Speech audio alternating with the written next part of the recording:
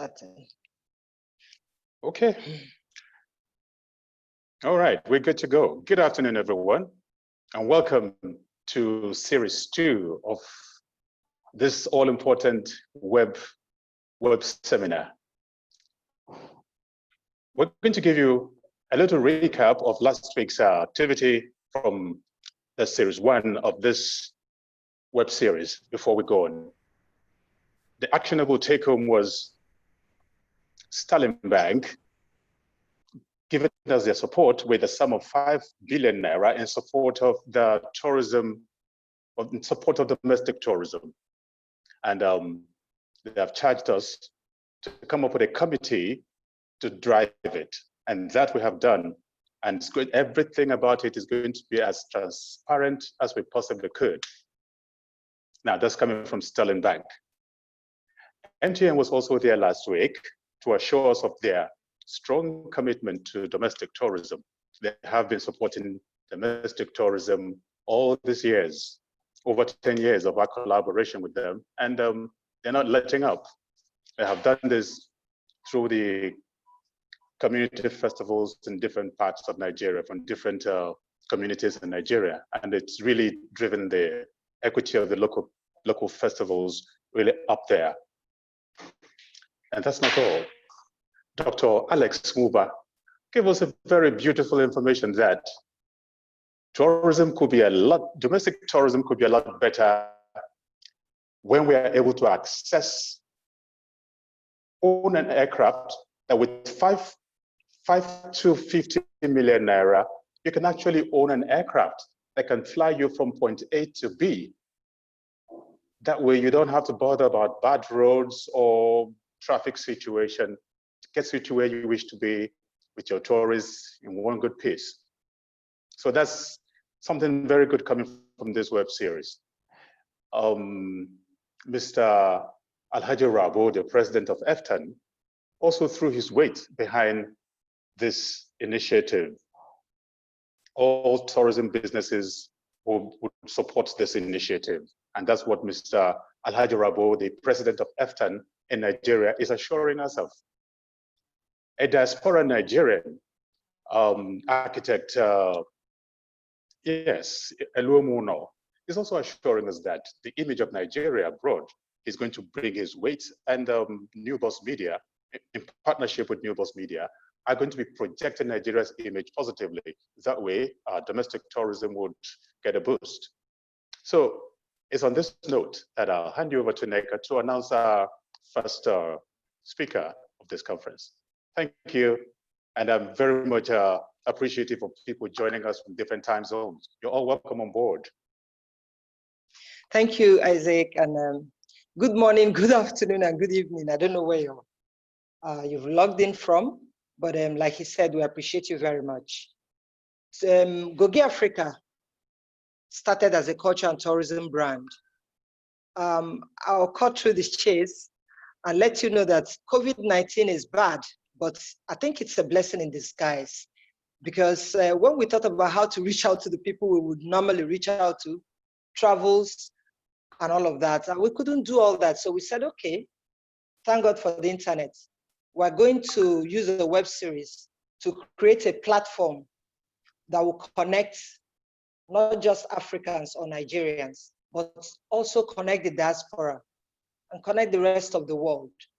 What this platform is doing for us and will continue to do is to create a base where people can come in, pitch what you have, people who have the mind to invest in any form of business. Once it has to do with the growth of Africa's economy, this is a platform to reach out.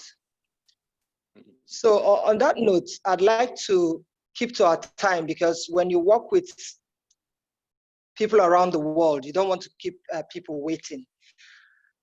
Today's series, we have the president of Lagos Chamber of Commerce in the person of Mrs. Totty Mabugunje. Can we see her on the screen? I know she's on the screen, but hello? Kindly show up to be Hello. recognized. Yes. Okay. Hi, how are you? I'm very well, thank you. Thank you for honoring our invitation. You'll be our first speaker today. You'll be talking about the dearth of investment in domestic tourism, especially in Nigeria here. And our second speaker will be Mr. Charles Udo. He's the Honorable Commissioner for Information and Strategy in Akwa Ibom State. Akwa Ibom is one of that states in Nigeria that it has, I mean, is the #1 state when it comes to oil. Is the #1. Okay, let me not take sides because somehow I'm an Akwa Ibom person. Akwa Ibom is Sohon. All right, so he will be talking to us about the opportunities and incentives for investment in Akwa Ibom. He's representing the governor here today. And Mr. Charles, are you logged on? Yes, I'm here, live and direct. Can you hear me? Yes, I can hear you. Yeah, I'm here. Okay. All right. So we also have Mr. Brian. He's a South African. I think he has spent a good number of years in Nigeria as well. We're talking about strategies for collaboration to boost tourism in Nigeria. Brian, are you here? I am here. Very good afternoon to everybody that's here, and you're welcome. Okay, thank you. All right, so from Mr. Brian, we'll be having Mr. Robert Alexander. He's the CEO of 360 Wise Media in the USA. He will be rebranding from the mountaintop. That's what he'll be talking about today. Fine. Hey, Mr. Robert Alexander, are you logged on? Yes, I'm here. I believe I'm here. Can you hear me? Okay, I can hear you loud and clear. All right, thank And you. from Mr. Alexander, we'll be going on to leveraging our natural and financial assets. That will be a presentation by Dr. Toby Bailey. He's the CEO at Borg Investment Bank, USA. Dr. Bailey, are you here with us? Yes, I am, loud and clear. Can you hear me? I can hear you. Okay, now, do I say I'm saving the best for last? Well, by the time you listen to the gentleman and the lady here today, you'll tell me which one, kind of like catches your fancy the most. So we have Sergio Mada here. He's the president of USA Chamber of Commerce. And he'll be talking about holistic human capital capacity optimization. Wow, that's H2C2O, holistic human capital capacity optimization. Now, Sergio Madu, are you logged on already? Unmute yourself. Hello? Thank Sergio. you. Greetings to everybody. I'm here. Okay, good. Okay, the house rule will be posted in the chat room. You'll see it there. You see 30% and also, of retail stores and malls closing. Amazon's growing by $20 billion a year. It's one reason why you see. You need to mute yourselves, everybody. Our technical team, please mute everybody, except me for now. Okay, we're streaming live on YouTube. We have Nnena Fakoya Smith. She's in charge of the chat room. We have Uche Obuka. He is in charge of the question and answer section. So if you have your questions, always drop it there. Uche will do the needful. We have Martins, Eze. We have Ayomide Adediji. They're on social media, while Mr. George Nauba is here with his technical team, ensuring that everything goes smooth. So on that note, without wasting further time, Sir, Mr. Moses, could you announce the first speaker so she can take the stage, the virtual floor?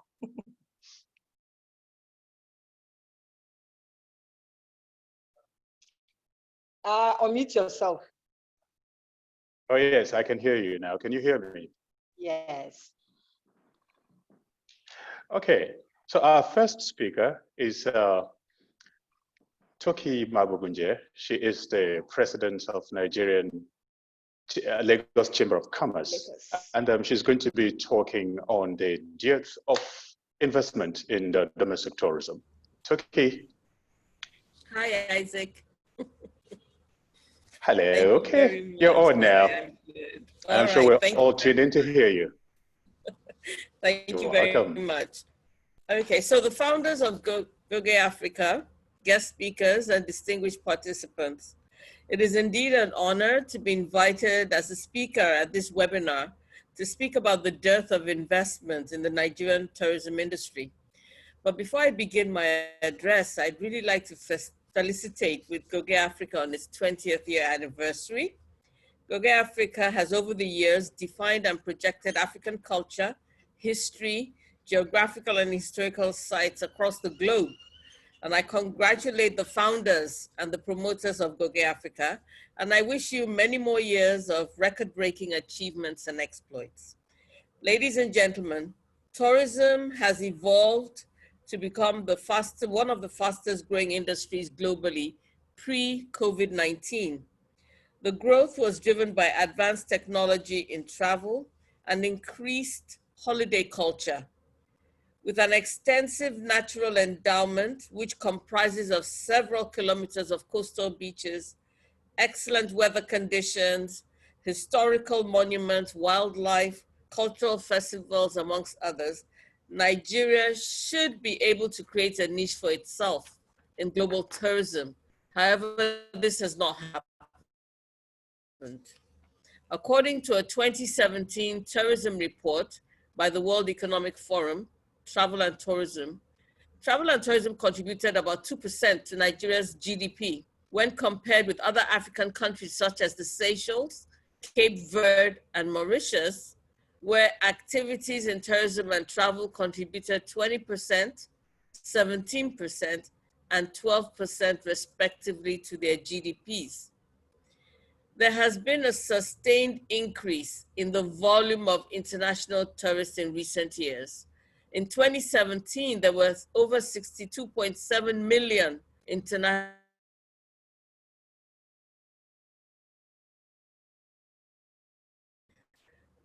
This is according to data from the United Nations World Tourism Organization. However, despite Nigeria's huge potentials for tourism, it has failed to feature among Africa's top 10 destinations for international tourist arrival as of 2017. Similarly, in terms of global tourism competitiveness, Nigeria ranks 129th out of 136 countries, appraised by the World Economic Forum in 2017, compared to South Africa, which is ranked at 53rd. Additionally, while Nigeria earned $1.9 billion from international tourism in 2018, its African peers such as Egypt and South Africa earned 11.6 billion and 8.9 billion respectively. These numbers point to Nigeria's poor footing in the global tourism industry. The poor performance is not unconnected to the infrastructure, policy, institutional, and security challenges that confront the sector, the economy as a whole. These have consequently impeded the flows of private capital to the local tourism industry. The first challenge is the lack of facilities and infrastructure at most tourist sites in the country. Most potential tourist sites are often bereft of infrastructure that is needed to support investment in tourism. Even access to these sites are difficult because of the state of our road infrastructure in the country. Access roads to these sites are even worse. The rising spate of insecurity arising from terrorism and kidnappings, armed robbery, ethnic clashes, religious conflicts, and militant attacks, boundary disputes, has created a bad image for the country, which frightens investors from Nigeria's tourism ecosystem. This perception problem is a major impediment to the growth of the Nigerian tourism industry, as these negative narratives make the headlines in global media. It has affected both the demand and the supply side of the industry. The excessive reliance on crude oil by the government for revenues and foreign exchange earnings has resulted in a lack of focus on the effective diversification of the economy. Tourism is one of the sectors in which this diversification can be anchored. Hotels in Nigeria are one of the most expensive in the world. Whereas in many parts of the world, with $100 or less, one can get good hotel accommodation, this is not the case in Nigeria. This is because of the high cost of investing in and providing good quality services at these hotels.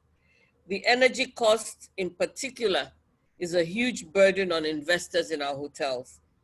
They also have to provide their own water, their own security, and other infrastructure to make the guests comfortable. These create challenges of investment sustainability in the hospitality industry. Today, Nigeria is at the risk of a second recession in 4 years. There's a slump in oil prices, job losses are escalating, and investment is slowing down. Obviously, dependence on oil and gas is not sustainable. Tourism has the potential of facilitating economic diversification if given the required level of attention. We need to revive the tourism sector in Nigeria through proper funding, upgrading of tourist centers, and committing the development of these sites to capable hands and a transparent process.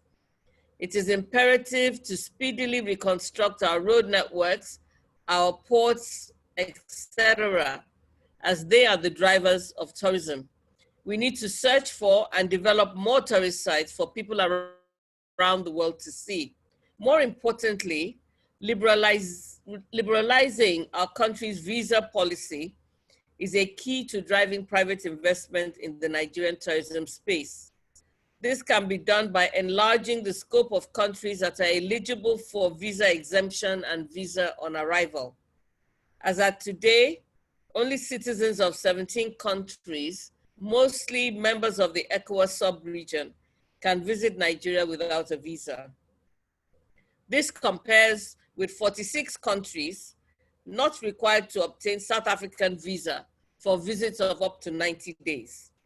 As a matter of fact, the majority of countries on South Africa's visa exemption list are advanced economies such as Canada, the UK, the United States, Japan, Netherlands, and Qatar. This partly explains why South Africa generates the most from international tourism in Africa after Egypt. Getting a Nigerian visa can sometimes be a nightmare. Although I'm aware that some reforms are being put in place by the current leadership of the Nigerian Immigration Service, a lot more needs to be done. There's a correlation between visa liberalization and international tourism earnings. Therefore, our policymakers need to strategically relax the country's visa requirements to encourage investment flows into the Nigerian tourism industry. We need to quickly upgrade our international airports and reform our immigration processes to create a very good first impression for our inbound tourists. The state of our airports can sometimes be very embarrassing. Let me once again applaud Goge Africa for organizing this event at this critical period in time. Your efforts at promoting Africa globally is commendable. I say well done. Thank you everyone for your attention. Thank you. Thank you so much. Thank you so much, Toki. Thank you very much. If this was a live event, everybody would be giving you applause. Like I say, at Goge Africa, we see the cup half full. There is, in fact, I'll let a South African speak about Nigeria the way he sees it. What the picture you've painted is true. But everything is about perception. This is how some Nigerians see Nigeria. We all have our own experiences and the way we see Nigeria. Nigeria could be better, but Nigeria is not worse off. And that was a very good presentation. At this point, I would like to say, if you have questions, put it in the question and answer section. And if you want to know more about the speaker, Nnena, make sure you put out her short bio and website so people can know more about her. So at this point, let's call Mr. Brian. He's the brand consultant. In fact, Brian, please take the stage, introduce yourself, and let's hear from you about the strategies for collaboration to make things work. She has told us what's not right, what's not going well. Let's see how we can make it work. So, Mr. Brian, you have the virtual stage. Thank you very much, Nneka. I appreciate it, and thank you to the previous speaker. I'd just like to correct a few things in terms of what the previous speaker said. Now, the most important thing, you know, and I hear this often in Nigeria when people talk about the rebranding of Nigeria. First of all, Nigeria itself has never created a brand for itself. The brand that you see about Nigeria has been created by everybody else except Nigerians. But that's a good thing, because you need to establish clearly in your own minds, in the minds of Nigerians and the minds of everybody else, exactly what Nigeria is. And how does one brand for the sake of branding? A friend of mine said many, many years ago that if you take a pig and put a G-string on a pig and high heels and some lipstick, it's still not going to be sexy. It's still going to be a pig. And that's a problem with rebranding. And I think Nigeria needs to take stock of what it is that Nigeria is about. And we're talking about, let's talk about side-by-side comparison. I think that's very important. Last year, as an example, 685 people were kidnapped in Nigeria. 3,000 were kidnapped in France. 3,500 people were kidnapped in the UK. In fact, the top 5 countries for kidnapping, Mexico #1. 73,000 people were kidnapped in Mexico last year. Haiti, 65,000 people were kidnapped. Brazil, India, the Philippines, Colombia, Venezuela. Nigeria is not even in the top 100. But let's look at homicide, because there's 2 things that we're scared about. One, of being kidnapped, and number 2, of being killed. Well, we'll deal with the assault. But let's look at the homicide rate. Nigeria's homicide rate last year, 6,335. Bearing in mind that Nigeria is supposedly, quote unquote, at war with an organization called Boko Haram, now ISWAP, and then of course you have the so-called herdsman killings. 6,535. South Africa's homicide rate last year was 21,000. Police murders of citizens in Nigeria last year, not even 100. South Africa, 1,004. Of the 1,004, 53% were murdered in custody. Not a case in Nigeria. So one has to look at the honest picture. Let's look at the honest picture, not about the Hello? Can you hear me? Hello? Nneka? Yes, we can hear you. I can hear you. We'll hear you. Mr. Brian, we can hear you. Please go on. Okay, thank you. All right. So let's not focus on the frantic response to what other people say about Nigeria. Let's look at Nigeria for what it is. Nigeria is not that bad. In fact, a person of color, an African, a black person, stands a far better chance of not being murdered by a fellow African, a policeman in Nigeria than in South Africa or America. Let's talk about sexual molestation, sexual assault in Nigeria. 3,000 sexual reported cases in Nigeria last year. It's bad, it's horrible. But South Africa, 53,000. America, 438,000 of exactly the same cases. So what I'd like to do is just to park that. And that's very important, because this narrative needs to be built. And the narrative must be built on fact. Let me give an example. For the past 3 years, Cape Town has been voted as the #1 city by tourists worldwide. Let's talk about Cape Town, just on a side-by-side comparison.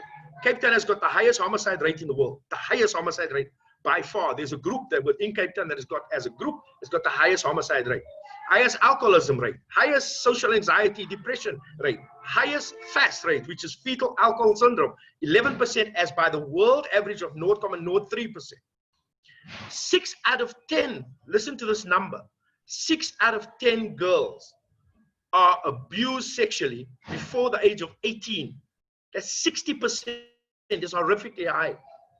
Highest rape rate in the world, etc., etc., etc. Highest highest teenage pregnancy, highest teenage addiction to methamphetamine. 75% of the world's mandrax production is consumed in the Western Cape, in Cape Town alone, as a city. Now, I want to park that. Let's look at Cape Town still as the #1 for the past 3 years, #1 city for tourists ranked in the world. What has Cape Town got? Cape Town has got 3 of the top 10 beaches in the world. It's got a wine route. Of course, it's got Robben Island, where Nelson Mandela supposedly spent not 27 years, by the way, 18 years. And then you had, and of course, Table Mountain. Then you had all of the auxiliary services that worked around it. However, in 1994, when we sat down in a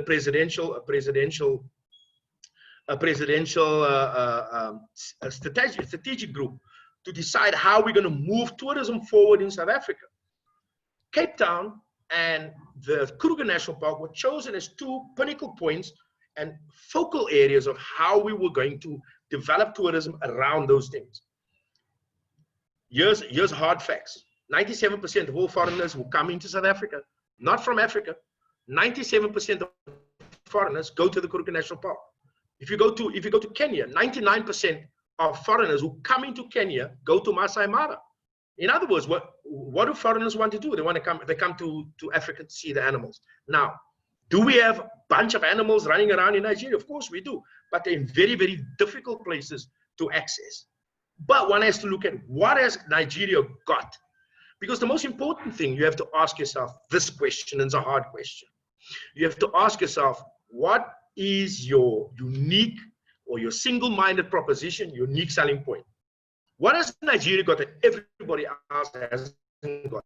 So I just want to use 2 side-by-side comparisons very, very quickly. I apologize. I hope I'm not hogging the limelight. If one looks at India, India receives millions and millions of tourists. They've got the Taj Mahal, but they've got 2 of the biggest cultural festivals in the world. Holi, which is a festival of color, they get 5.5 million people just to come to Mumbai, one city. Holi, where they can smoke ganja, they can smoke cannabis, marijuana freely. Nobody will be arrested, just for 24 hours. And the colors, of course, in Diwali, the Festival of Lights. So combined with that, they get an average of 15 million people just coming for those 2 events. I don't know if anybody knows that Mawazin, the Mawazin Festival, cultural festival, is the biggest music festival in the world. And this happens in Rabat in Morocco. 2.5 million people fly into one city, one single city, and this is a folk music event. So what am I saying?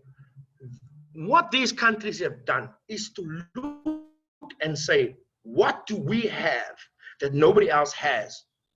What can we offer, that an experience that nobody else can offer? And this is why Rio is, if you ask yourself the question, why is Brazil popular in terms of foreigners? 2 reasons. 1, Copacabana Beach, and number 2, other than that, nobody wants to go to visit those countries. So I think the most important thing that Nigeria needs right now is to establish clearly with unequivocal focus, what do Nigeria have, and how do you move forward with that? Am I still on? Because I see my internet is messing around. Okay, so that basically that we need to focus on. Thank you very much. Hello. Thank you so much, Brian. We heard you. Yeah. Isaac is taking it from here.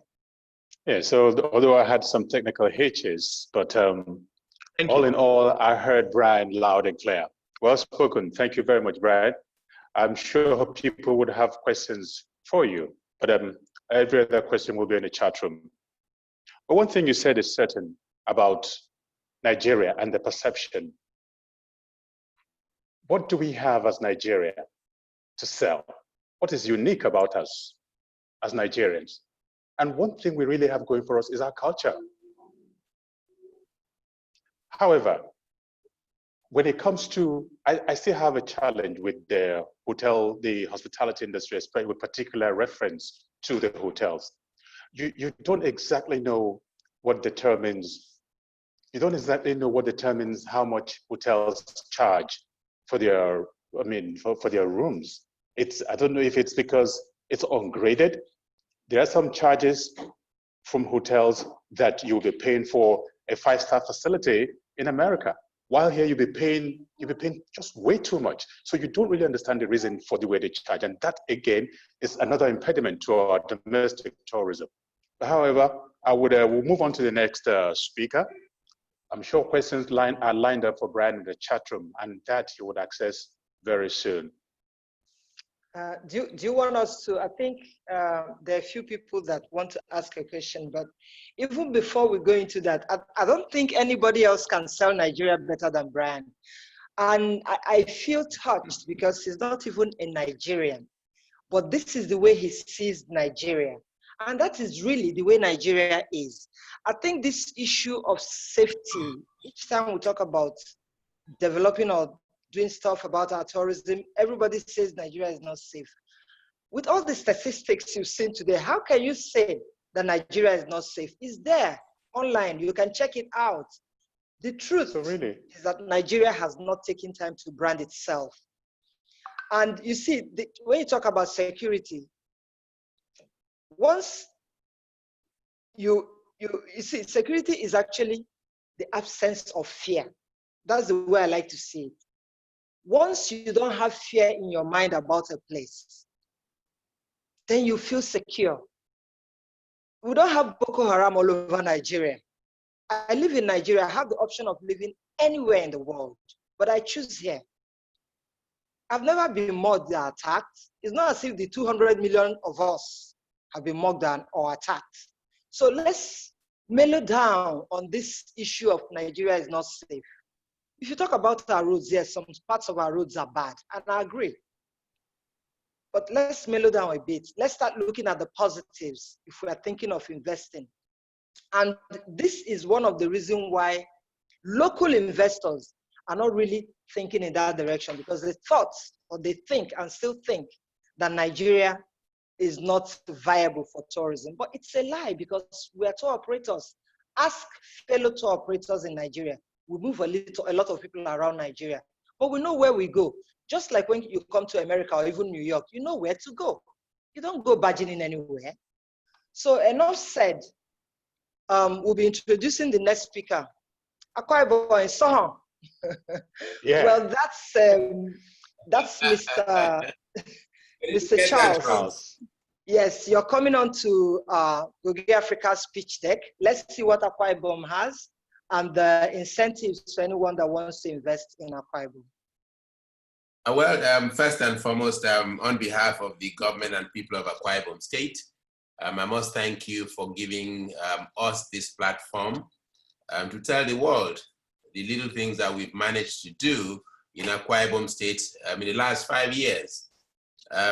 When the current government of Akwa Ibom State, for which I'm speaking for, came on board in 2015, one of our cardinal objectives was to turn around the economy of Akwa Ibom State from being a public service-oriented economy to being a private sector-driven economy. And of course, to achieve that, we felt the need to anchor our development trajectory on a tripod.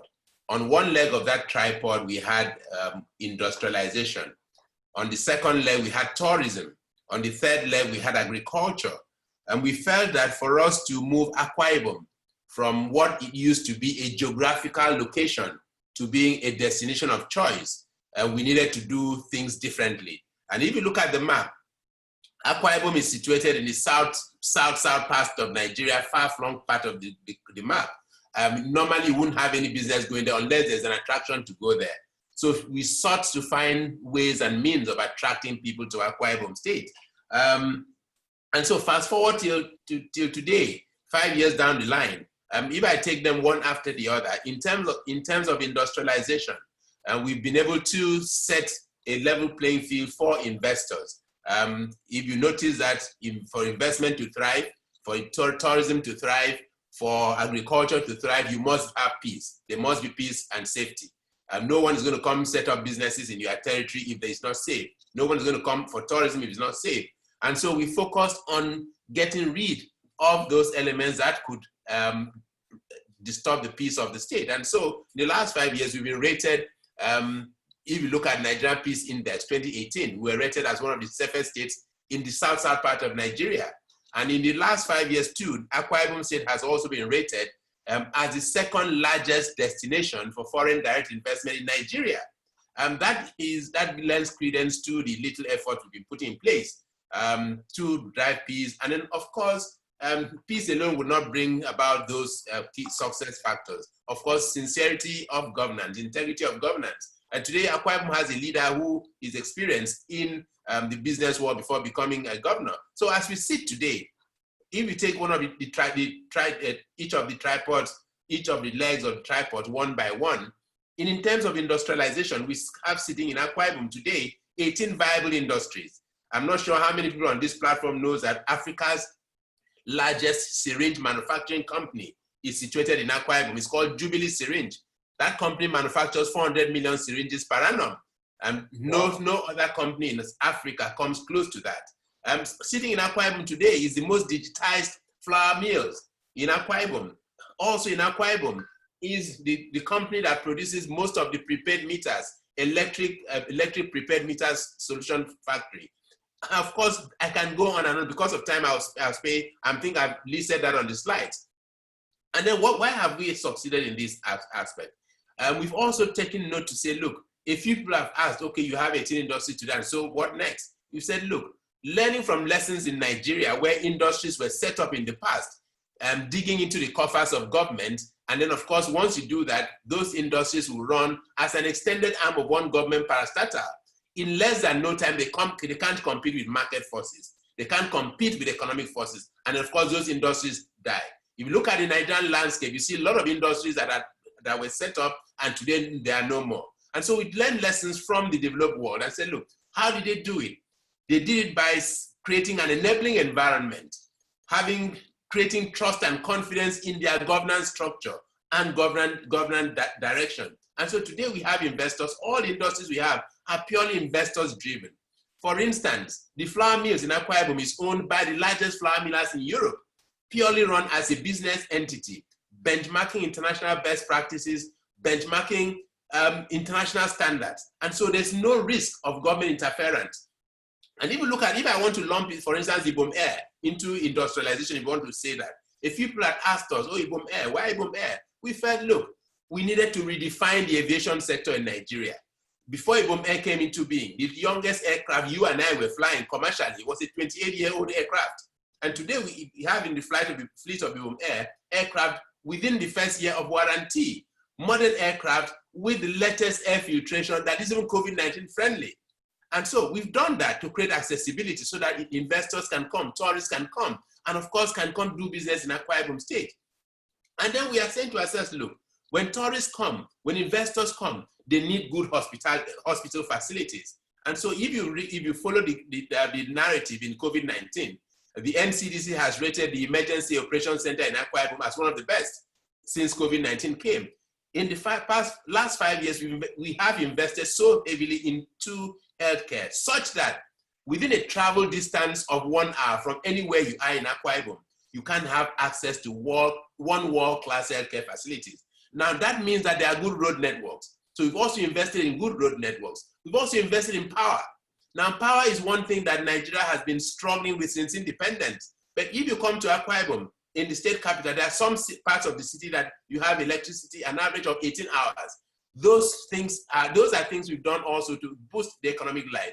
Ordinarily, if you had our way, with the investment in power that we've had, Transmission Company of Nigeria is only able to evacuate 40% of what we generate at the Ibom power plant. That's why Akwa Ibom State government today is in talks with federal government to allow us set up a distribution company. The day we are allowed to set up a distribution company, we will be looking at 24 hours electricity in Akwa Ibom State. Now, it sounds like a pipe dream, but if we have that license to set up a disco, because 60% of what we generate is wasted. Today, we are also moving into the next level in terms of power to ensure that, look, every village, every nook and cranny of Akwa Ibom State is connected to the national grid. And so we've done that to ensure that, look, when tourists come, when investors come, when businesses come, they have healthcare facilities to take care of their needs. Now, we've also said, look, across board, what is the next thing that would help us grow our economy? What is the next thing that would help Akwa Ibom become that preferred destination? 3 things matter. Accessibility is one of them. Now, by air, by land, and by sea. We've conquered by air with the Ibom Air and the quality of airport. Today, we are building a new terminal building in the airport. Now, by road, we have a challenge there. We don't have control. Akwa Ibom is the highest oil producer in Nigeria, contributing the chunk, a larger chunk of Nigeria's pulse. But of course, unfortunately, you can't point to 1 kilometer of road constructed by federal government. So we decided, look, since we can't deal with interstate roads, let's deal with Ibom Air. Today, we are also talking about Ibom Deep Seaport. We are all, for those who've lived in Lagos, you know the troubles we get through in Lagos with port congestion. So we're saying to Nigeria and Nigerians, give us the go-ahead to start Ibom Deep Seaport. Ibom Deep Seaport would automatically decongest Lagos. And what are we doing? By natural geographical location, Akwa Ibom has the longest shoreline in Nigeria, 129 kilometers. And then, of course, we are strategically located within the corner that allows us to cater for West and Central Africa.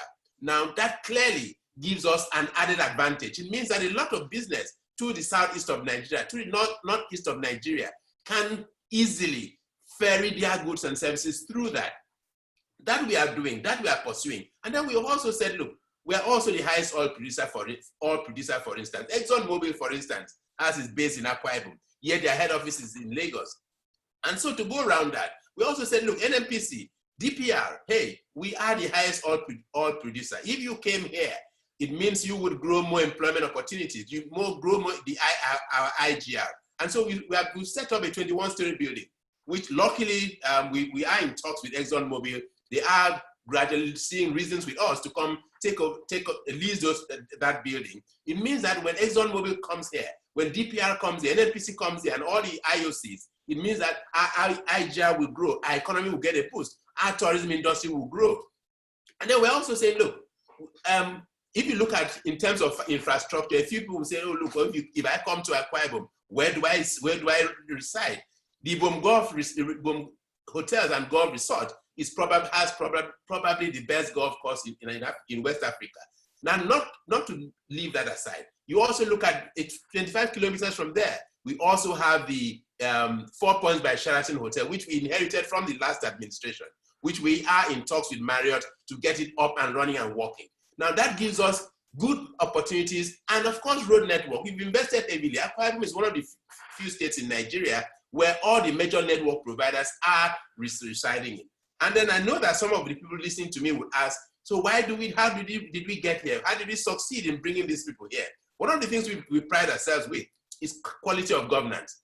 Our core values, transparency, integrity, and accountability. The Akwa Ibom State government today is one of the few state governments that publishes audited financial statements on a yearly basis, clearly outlining monies that come in and monies that go out, how those monies were spent.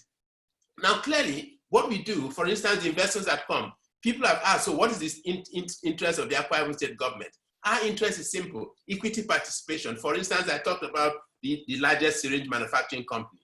That company, what all that government has is that, look, government does not control how it runs its business. All we have is equity participation. We provide them road, ensure that they can hook up to power when they need power, and then of course we give them land. That is equity participation. Now what that does for us is that it grows our employment opportunities. It grows our IGR. Today people are migrating to Akwa Ibom State. And you know, in few circles we've joked about educational tourism in Akwa Ibom State, for instance, where people lower to medium income earners are migrating to Akwa Ibom State to take advantage of the free education in Akwa Ibom State. Of course, that has its own negative. But again, we are saying, look, if that's the price we have to pay to grow the economy, to show Nigeria and Nigerians that, look, government and governance can be done differently. Of course, Akwa Ibom State government is on that path. And then we are saying, look, if we have to go to traditional tourism, Nigeria started here, if you permit me to say that, the amalgamation house, where the amalgamation of Nigeria document was signed, it is in Akwa Ibom State. If you come to talk about slave trade, if you talk about real tourism for leisure, of course, the bridge of no return that symbolizes how slave trade, the slave trade trajectory is in Akwa Ibom State. And then, of course, you also look around. Erroneously, history in Nigeria tells us about women riot. There was no about women riot. There was the Ikonobasi women riot. So we want to rewrite that history. We want everyone to know that, look, it happened in Ikonobasi. That was the main scene of that incident. But of course, that is by the way. But we are saying, look, today in Akwa Ibom, if you want to do industrial tourism, this is the place to go to. Because hey, we have 18 industries, from the syringe factory, the metering factory. Maybe let me just list the factories that we have, so for the benefit of the people listening to us here.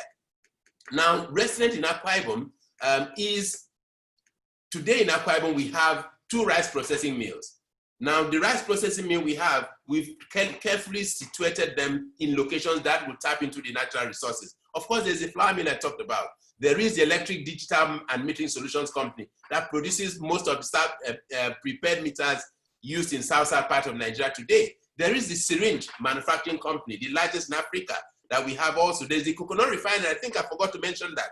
Now, one of the things that worried us in 2015 when this government came on board was that, look, there may be someday when the world will wake up and say, look, we don't need crude oil anymore. There will be someday when the oil wells will dry. What happens to the economy of Akwa Ibom State? Today, the economy has been predominantly dependent on the oil revenue. And we said to ourselves, look, as the government that has been exposed, our governor don't forget that our governor was a banker in one of the top echelon banks in Zen Bank, an executive director and chief financial officer. Now, of course, he's brought that experience to bear. Of course, some of us were also in the business world and have come into politics. Of course, we are into politics to redefine governance. And so we are having that coconut refinery. Alongside the coconut refinery, we are saying, look, today a barrel of coconut oil is more expensive than a barrel of crude oil. And so if the oil wells dry, we could have an alternative from coconut. And so to complement the coconut refinery, and considering that Akwa Ibom has the longest shoreline in Nigeria with 129 kilometers, of course, natural vegetation for coconut, we've also set up a 2 million coconut plantation spanning 3 local government areas to be sure that at any given time, we have raw materials for the coconut. Now, what all this does is that it creates opportunities for jobs, indirect jobs, direct jobs, and of course, socioeconomic benefits to the community. The impact on the community is enormous. If you look at each of these companies, the plastic factory, the fertilizer blending factory, a lot of the fertilizers being used today in most parts of Nigeria come from Akwa Ibom State. That factory is located in Abak, where you can also come do business. And of course, there is a timber and plywood factory. But let me talk about the Ibom Deep Sea Port a bit. That's a bit of interest to us because, like I said, Ibom Deep Sea Port comes with an industrial city. It also comes with an international jetty. And we're saying to ourselves, look, learning from the experience of Lagos that is congested after a while, we have built roads, a road network, dual carriageways linking the economic nerve centers of the state to be able to evacuate cargo from Ibom Deep Sea Port when it comes to life. Luckily, we are almost on the final stages of that project, where the federal government is almost giving us the final go-ahead to begin brick and mortar. We have a preferred bidder, we have the locations, everything ready. And so we're saying to ourselves, look, we need support of the world to come and see how we can join hands and make Akwa Ibom that reference point in governance. If you look at the design of the Deep Sea Port, the Deep Sea Port is a dual channel port that we have designed. Now, what that means is that, look, 2 ships, it can process 2 ships at the same time. And of course, not too far from that, there is the international jetty. Why do we have an international jetty beside the Deep Sea Port? The idea is that when there's an overflow, the international jetty can take care of that, the overflow. And then, of course, seamlessly, we can do transshipment to West and Central Africa. Of course, industrial city, what we are doing is trying to take advantage of shared services that we've installed one of the best power station in a place called Ekum that the vice president commissioned last year in September. Now that is to serve that neighborhood, such that the cost of doing business for those businesses will be lower than what you get. Don't forget also that businesses generally struggle when it comes to power. And we are saying, look, we've taken that monumental step to provide power, to ensure that anybody who comes to Akwa Ibom can have peace to do business, can have enough power, can have accessibility. From Uyo to Etinan to Ikonekpene to everywhere you have, there are dual carriageways linking. What we do in Akwa Ibom is building economic roads. We're not just building roads, we're building economic roads, connecting the economic nerve centers of Akwa Ibom State. And so I think that there's so much potential here. One of the things we've done, from the little I've said, because of time constraint, I really wish that we had a lot more time to talk about this. Now there's so much more. The slides, I've shared the slides with the host. We'll be able to look at that. But I'll be glad to take questions, detailed questions, and we'll be glad to answer your inquiries, or by email, by phone calls, whenever you make them. So I think I will pause here because of time constraint, and then take your questions. Wow. Thank you for a wonderful presentation. Okay, wow. Well, I think he was quite on time because he actually has 10 to 15 minutes and he made good use of it. We'll share the slides from him. He had sent it earlier. We'll make sure that everyone here today gets a copy of that slide. We have questions from the question room. Uche, without wasting time. Yes, Nneka. Sir, okay. Okay, yes, but please, if this was a real life show, physical show, we'll be giving you a wonderful round of applause. So let's move on because of time. Uche. Yes, please. Okay, let's have, I know there's a question for the speaker before him. Yes, please. Let's take one question from there so that he can treat it, and then we have question for the commissioner. For the honor, okay. I have a question to Mr. Brian. I'm unable to get the name of the person, but it's from a Techno WX3P phone. And the question is, how do we get the right people to power to take us to where we are supposed to be? Will you recommend the revolution movement as part of your recommendations? That question is for Mr. Brian. It's for Mr. Brian. Yeah. Now, when you say we, who are the we? Which country are you talking about? Can I respond? Yeah. Okay. All right. Okay. First of all, I think that your federal government that you have in place right now is pretty revolutionary. You've got some revolutionary legislation that they've laid out vis-a-vis the rice revolution, which is the biggest in the world. You've got one of the most aggressive mining legislations. If you take South Africa, there's not a single mine owned by South Africa. Not a single mine. There's not a single mine owned by indigenous people in South Africa. I think when Governor Fayemi was the Minister of Mines and Mineral Affairs, he put together a radical mining document, which I think you should read, which empowers local indigenous Nigerians to have first ownership of your mineral affairs before foreigners can come and invest. And this is why you find the issues going on in Osun State right now, being arrested, etc., etc., etc. To come to your revolution, world revolution, I think Nigerians don't like dying. I think if anybody, anywhere in the world, don't really have a deep distaste for dying as Nigerians. I think the revolution has to be a revolution of your mentality more than a physical revolution in terms of how you see yourselves. And the problem is that there's a worldview. There's a worldview problem in Nigeria. Let me expand on that worldview, if I may, Nneka. If you can, I can use 2 minutes to expand on that worldview issue. Take your government, your federal government, for instance. On the one hand, you've got 2 individuals who are the 2 most powerful, influential men in Nigeria.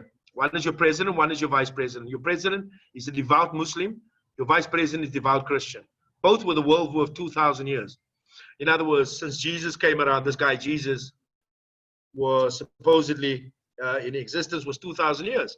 But Nigeria has got a history of 100,000 years.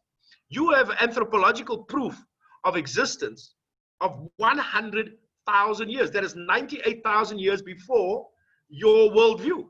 In fact, 90% of the people watching here now have a worldview of only 2,000 years. In fact, civilization began in Nigeria. The entire world owes Nigeria from an anthropological and scientific and genetic point of view. And this is science, please take this down. The Simmons Genome Diversity Project, SIMONS, Diversity Genome Project, which was housed in Harvard, a study of 80 of the world's best genetic scientists, have proven that Nigeria was here. People were living in Nigeria 100,000 years ago. Second, that every single group of human beings that originate outside of Africa have got, now please just, I will expand on this quickly as well, have got L1B Yoruba genetics. Now, what is L1B Yoruba genetics? L1B Yoruba genetics is a bunch of white geneticists that sit in Europe somewhere that don't know you've got 561 groups here and have divided Nigeria into 2 genetic groups. One is Yoruba L1B. 2 is FOLA, which is Yoruba, which is L1. Okay, this is empty DNA. I mean, the science is there. So what does this mean? Scientifically speaking, Igbo people, Ga, people based in Mbuti, people based in Ghana, all have L1B on 99.9% identical to Yoruba people, genetically speaking. In other words, a pair of twins are 99.1% identical, but the groups are, so the problem is your worldview needs to change. And this is where Nigeria is stuck. You're stuck with the Jesus, Christian, Muslim, and I mean this respectfully, worldview. If you look at the rise of Ethiopia in the world market, best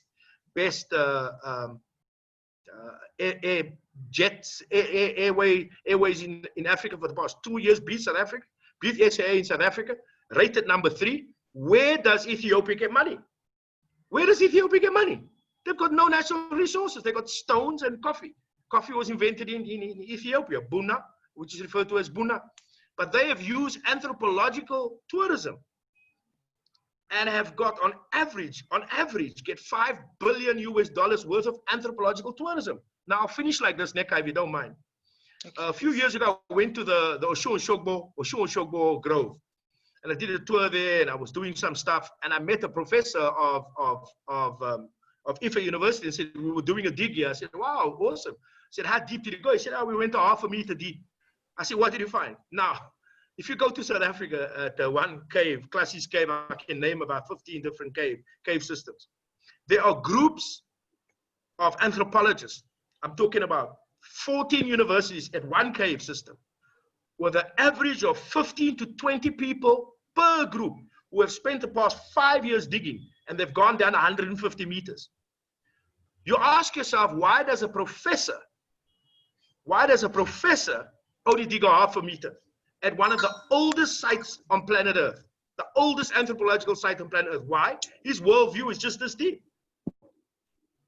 So do you get where I'm coming from? So my answer respectfully to you is Nigeria doesn't need a revolution. Nigerians are very bright, are very industrious people. I believe within the next 10 years, if Nigerians just come together as a unit, you can be the best country with the best people on earth, hands down, period. No revolution required. Thank you. Wow, thank you. That's a wonderful piece of information. I'm sure everybody here has been educated. Nigeria is not what we really think it is. So we'll just take only one question. All the other questions, because I see that the commissioner has a lot of questions. So we'll take just one, and we would like him to be as brief and as precise as possible so that we can move on to the next speaker. So Uche, please give us one question for the commissioner. For the commissioner, yeah. Okay, this is from Prince Uduak Pedro. It says, Sir Charles Udo, the tourism sites in Akwa Ibom State are fast falling apart. What is the government doing, or plans of the government, to preserve the historical tourism sites in Akwa Ibom State, such as the Amalgamation House, Mary's Lesser Relics, Ibeno Beach, to mention but a few? Prince, hello, can you hear me? Can you hear me? Yes, please. Yes. We can hear you. Okay, yes. We Yes, are quite Mr. Charles, aware you're of the right. challenges of resuscitating and preserving those sites. And of course, government is working passionately. One of the things we've tried to do as a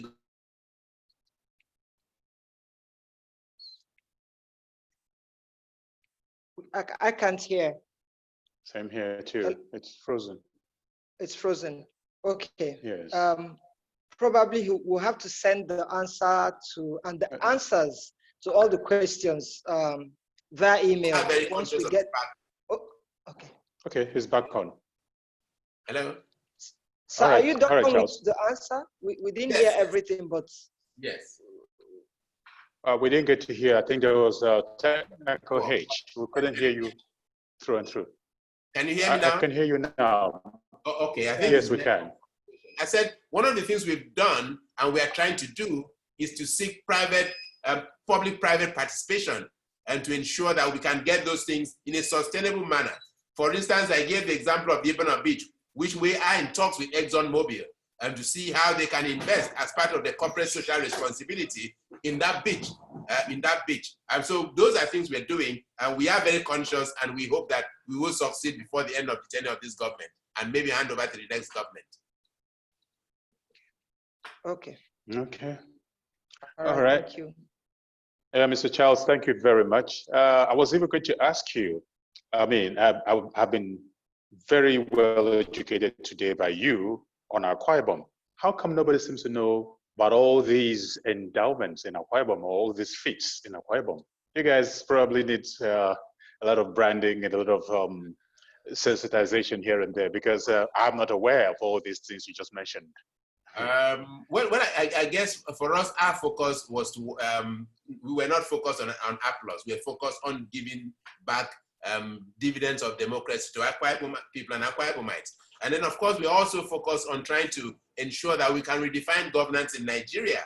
Of course, if you talk about awareness creation, we are on national TV. We are our social media pages are active. Of course, we are everywhere. But again, you also understand with information and communication that sometimes your target audience may vary. Our focus had always been to attract investors to Akwa Ibom State, to grow the economy of Akwa Ibom State, which we have succeeded in doing to a large extent. And of course, one of the reasons why I've come out on this program is that for us, we believe that after 5 years, we have enough to show the world and invite the world to Akwa Ibom. So we are ready for the world. Thank you. Okay, moving on. Okay. Yes. Mr. Charles has regaled us with all the endowments at Akwa Ibom. And now it's about time we moved on to another very important topic in this seminar, rebranding from the mountaintop. Yeah, I think at this point, this is a good time to bring on Mr. Alexander, because we've talked about so much, and the last, I mean, the commissioner just said they've not been making noise, and they are just focused. Well, you've done it for 5 years. I think it's about time we start making noise. So, Mr. Alexander, if you're on, if you're here, would like to hear you. So we. Yes, I'm here, Ms. Moses. Mr. Moses. All right. Okay. Thank you so much for having me. Thank you so much for, and I send greetings from the entire staff of 360 Wise Media, 360 Wise Network, and 360 Wise TV, and from here in the United States. It's been extremely breathtaking to hear so much conversation in regards to tourism, history, environment, government, things of that nature from so many speakers so far and speakers that we will be hearing coming soon. I'm extremely shy, so I just want to get that out the way. I never really speak to many without letting them know that I'm kind of shy. So with that being stated, I love interaction. Just sitting here looking at individuals looking at me, I don't want anyone to fall asleep, so I'm gonna keep it real short. You say 30 minutes, I'm gonna give you 15. Branding. When we're speaking about branding and advertisement, we need to understand this has nothing to do with the government. The government from here in the United States, when they saw Twitter and Instagram and Facebook, it began with a little spot called MySpace. And MySpace was a little network at which individuals gathered around and they shared music videos and things of that nature. As a matter of fact, Twitter was started with Jack and also MC Hammer. The consultation of MC Hammer helped him to realize that he had something going right there with music. So Twitter was the beginning of the real bigger revolution of advertising music. So there was a lot of musical artists on there, and the next thing you know, you had sports and celebrities like 50 Cent would start talking to Floyd Mayweather. So now we have commentation and okay, well, who could fight the best, or who's the best rapper? Now we have communication. Social media is a conversation that never stops if you're doing it right. See, a lot of people at this particular point, they feel like they have 300 followers and they're doing a great job on social media. A lot of people in our younger generation here in the United States and everywhere, they actually go to social media and they act like that's the corner or that's the block, or this is where their alter ego could be manifested. This is where they could hide from how they actually should be acting in their homes, away from their parents. They expose themselves. Everything that is going into their mind on the dark side is exposed on social media. But you know what? That's exactly where they want to keep us, people that are products of change. Now, when I say people that are products of change, I'm speaking about everyone on this forum.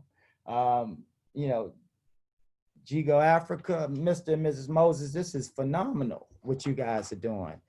We've done our research. We've looked at your data. We see that you also have individuals on Twitter right now @ing everybody so that individuals would know that they're in that conversation.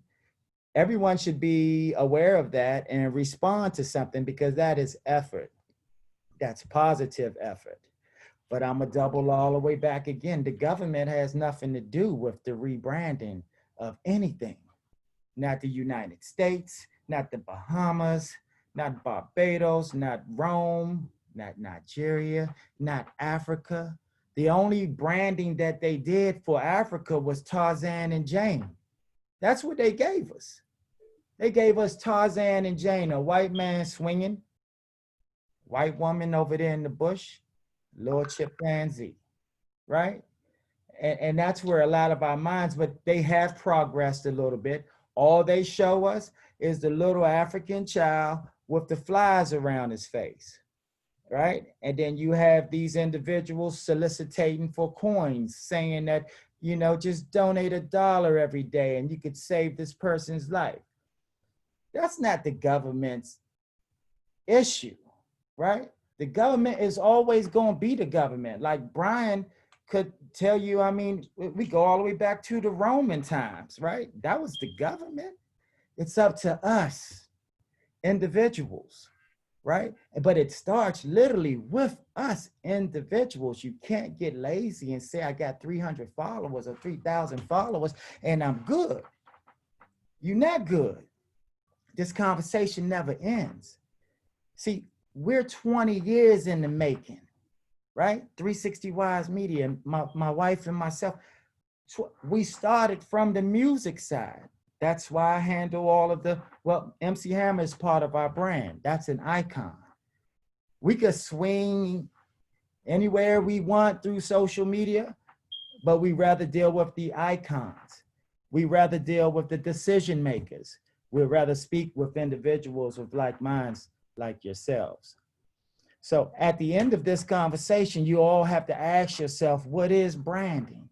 And then you look in the mirror and then you ask yourself, are you really doing what you Are you doing what you're supposed to do? Are you branding yourself?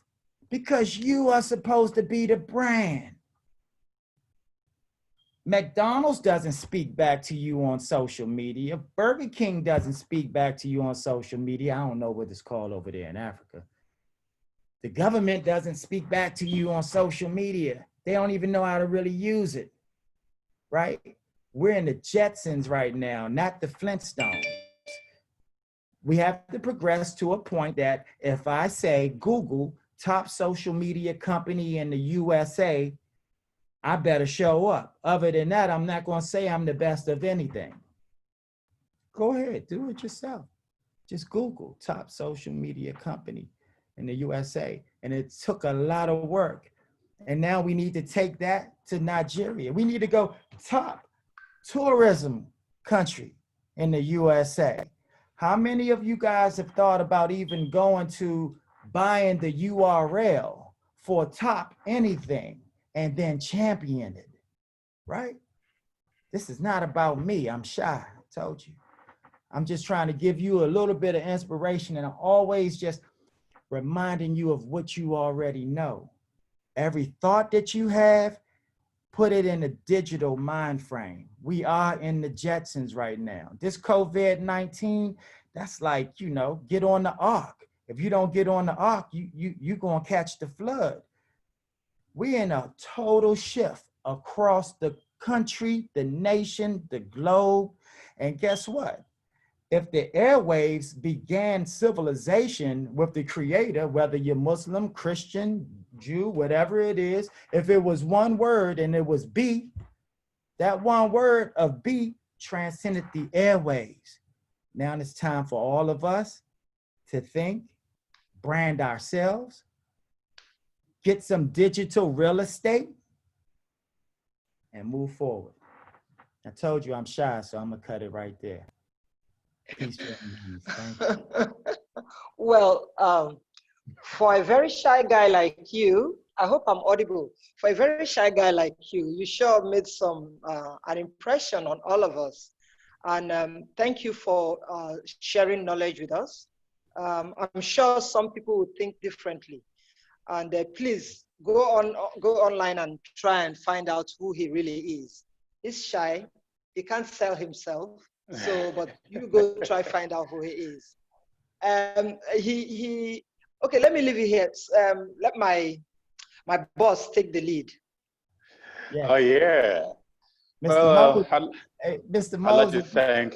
Hello. Yeah, we need to see you the calm, cool, laid back with the deep voice. We need your commercials here in the United States. I'm ready anytime. I'm ready anytime. I'm a voice merchant. Thank you, Mr. Alex. Yes, yes. Thank you, Alex. You said you're shy, but you don't look a shy man.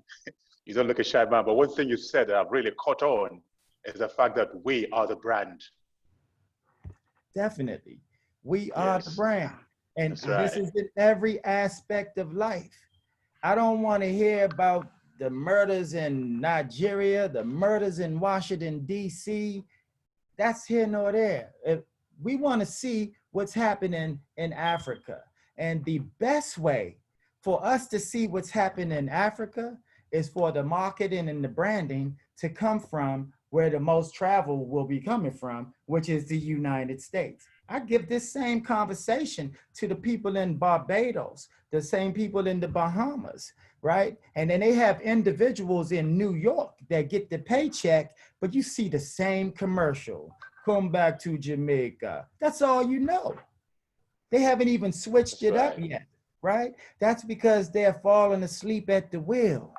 But right now, this is the chance right now, if you're on COVID lockdown, if you're in a meeting like this, these are the times to regroup our minds and to strategize, because nothing is going to last forever, not even this economic downturn. See, what affects here affects there, but nothing's going to last forever. This is time to get your troops ready, strategize, capitalize, and get ready to move forward, because many are picked, but few are chosen. And everyone here is extremely capable of making it happen. Word. Thank you, Alex. And one pause. I would not be here if it wasn't for our new director, international director, that is, of content and communication, Brother Sir Joe. Hey, Sir Joe, my man. Thank you, Mr. Alex. Yes, it's a pleasure. Thank you. Sir Joe Madu, thank you so much for bringing him on board as well. Okay, I think we should have let everyone here know that we actually don't have only Nigerians on this platform. We have somebody from, I think we have some people from Ethiopia. Hello, I think from the embassy. Hello, are you here? Hamela. We also have Ola, I think you led the delegation from Benin Republic. Are you here? I see all of you. You can unmic yourself. You can say hello while we plan to move on to the next speaker. Okay. Hello, bonjour tout le monde. Bonjour, bonsoir. Bonjour. This is Alama Ojuku, Nigerian travel agency here in Benin, operator of over 11 years in Cotonou, Benin. Big following, wonderful. Donc, je dis bonjour à tout le monde dans le groupe. Merci beaucoup. Nous avons également Madame Cléopâtre, qui est une tour opérateur aussi au Bénin. Et, okay. Thank you, Ola. I'd also like to mention that in the house we have Tony 1 week. He's representing some very important personalities in Anambra. Tony 1 week is here. He's a special advisor to the governor on tourism. Yeah. Chidi Mokeme hello, is Tony. also Just in say the hello house. to us. Chidi Mokeme is. Okay, say hello, Tony. Everybody. Hey, yeah, what's going on, man? And I don't finish me here today, on, bro. Yes, especially Brian. Brian must be a Nigerian. He has to. We will adopt him. Hey, oh, we have look Okay who's Bakassi in the house. Okay Bakassi. Bakassi is in the house. We have Chidi Mokeme in the house. Hello, GQ. Chidi Mokeme. GQ. Show your face, bro. Hi, guys. Hello, everyone. Hey. Good to have you. Hey.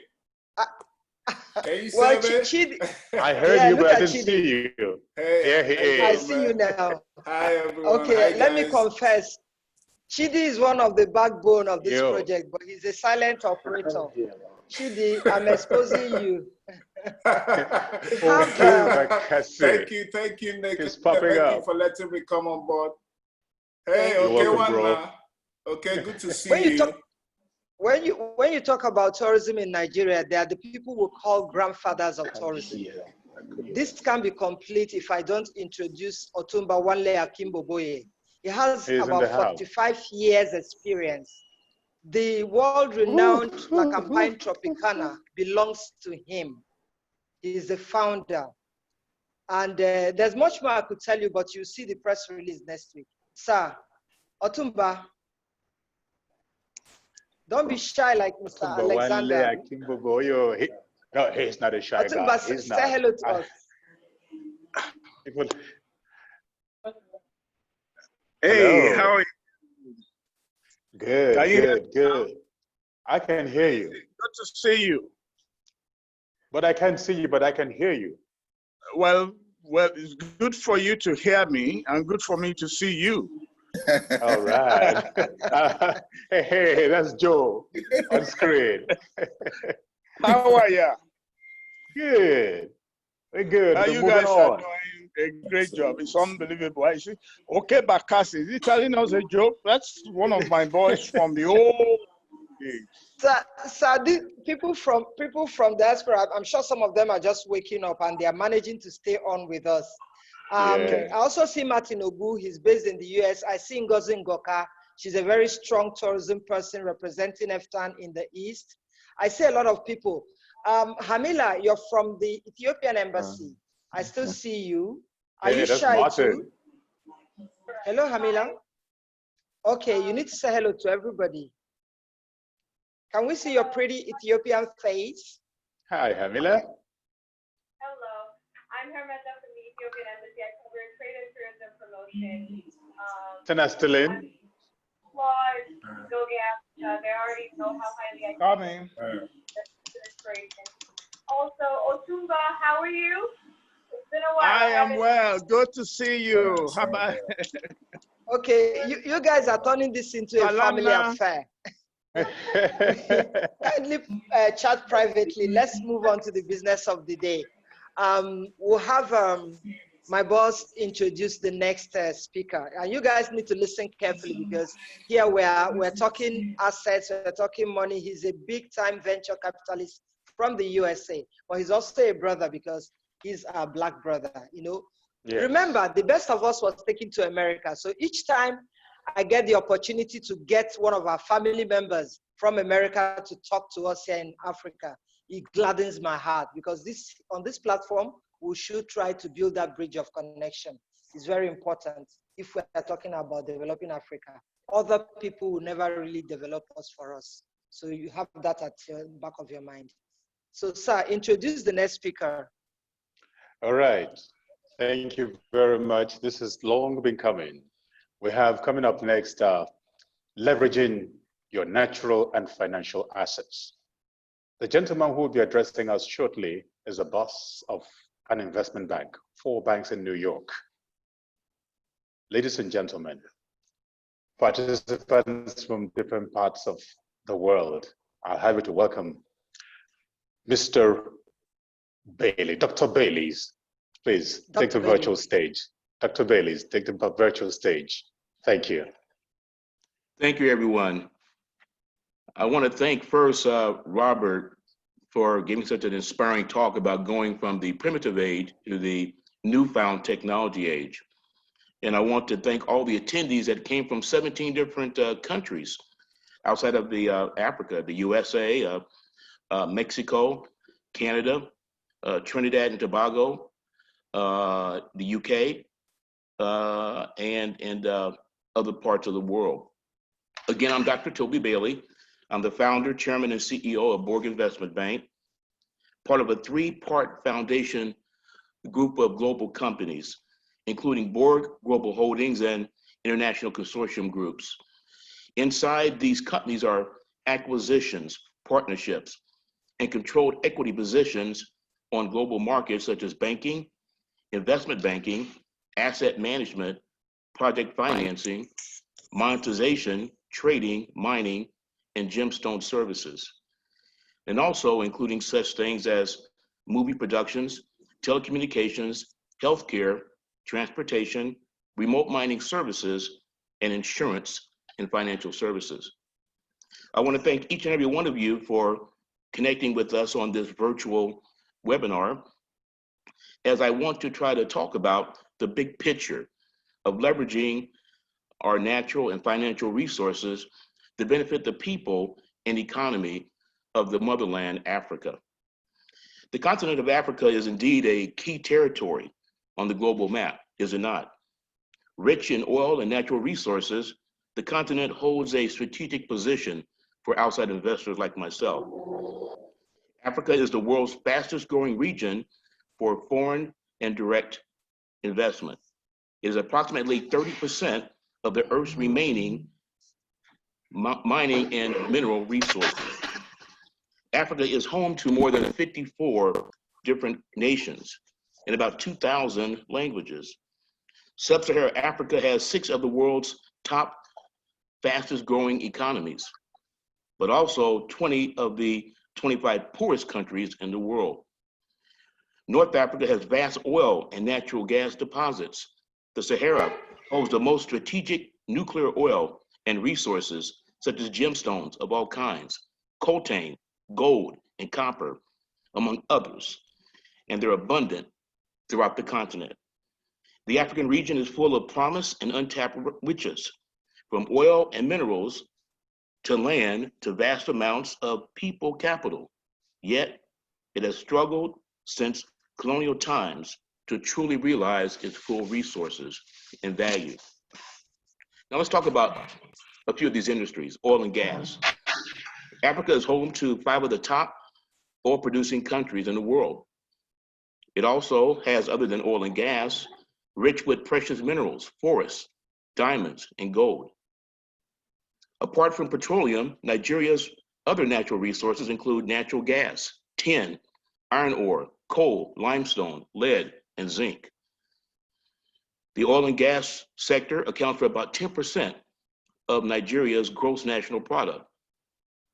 Of interest to Borg Investment Bank regarding Nigeria's natural resources are its gold and mining and refining, in particular as a virtually unknown mining acquisition opportunity. It's been so rich with oil, the new mining is now gold and other items.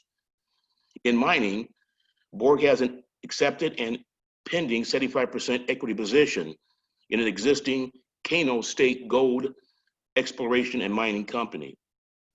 In refining, we've accepted and have a pending mini refinery and gold buying outpost in the state of Kano to service the artisanal, bush, and alluvial miners in the northern Nigeria region.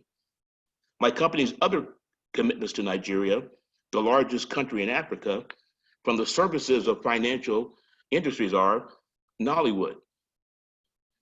Via my extension of my US-based Sunset Pictures to Nigeria, I bought 2 initial movie scripts and movie productions. This may be expanded as we set up a board-controlled production facility in Nigeria. Next is transportation. Borg has accepted and has pending a 45% equity stake in a Nigeria Uber-type company. This pending investment by Borg would grow this company by leaps and bounds by providing hundreds of company-owned vehicles, vans, trucks, and ambulances to service strategic Nigeria metropolitan areas.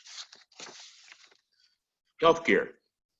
Borg has accepted and a pending control equity of a remote telemedicine healthcare service with robotic-based pharmacies to provide affordable healthcare, doctor visits, prescriptions, and remote monitoring solutions for Nigerian citizens. And last but not least, my largest endeavor will be in insurance. Borg Investment has signed an NDA with an underperforming 57-year-old Nigerian insurance company to negotiate and control and inject new funds and ideas to reinvent it and convert the insurance company by adding lean management and also allowing it to be blended with technology, banking, trading to make it a lean and mean machine. Does it sound familiar? This proposed new model through investment banking techniques would create a new kind of insurance company in Nigeria that would be based on efficiency and modern technology. Now, I couldn't help but look and see that every third or fourth chat talked about electricity, the lack of electricity. Nigeria and any other metropolitan area inside of Africa has this problem. Borg Investment Bank has been aware of and been made aware of patented technologies in self-running generators and generators running on water that could provide never-ending power. So hopefully, as we look at these transactions with governments and with individuals, with groups that could provide their natural resources, we in turn could leverage them and allow them to provide never-ending power for the African continent. Whether it's with your own company or country, rather, gold or gemstone deposits for safekeeping with my investment bank, we would then take those assets and hedge them and trade them, not sell them, but we trade them and share them with you to do your local projects. Or if you're a private company or know a private company with assets, we can take those assets and allow them through investment of cash, gold or gemstones to leverage them through banking instruments that we can provide.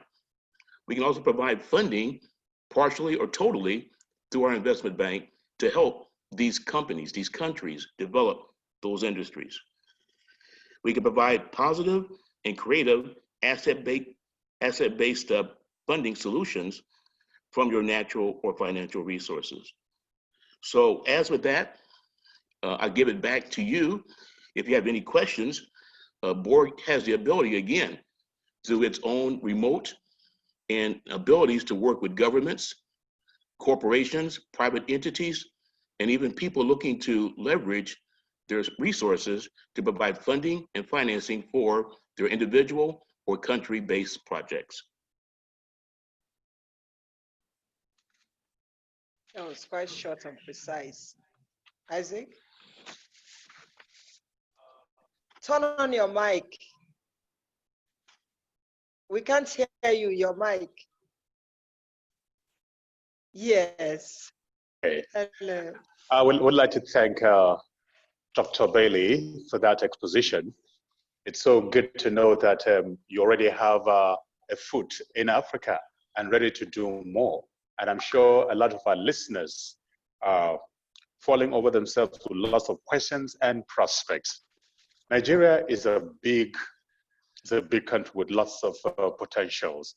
And I'm sure there is so much we can do together and so much we can do in Africa, because Africa really needs our brothers coming home for such investments here and there, because Africa has a huge potential, but we need to turn our potentials into reality. And would appreciate our brothers in diaspora coming in with their wealth of knowledge and expertise to invest in Africa.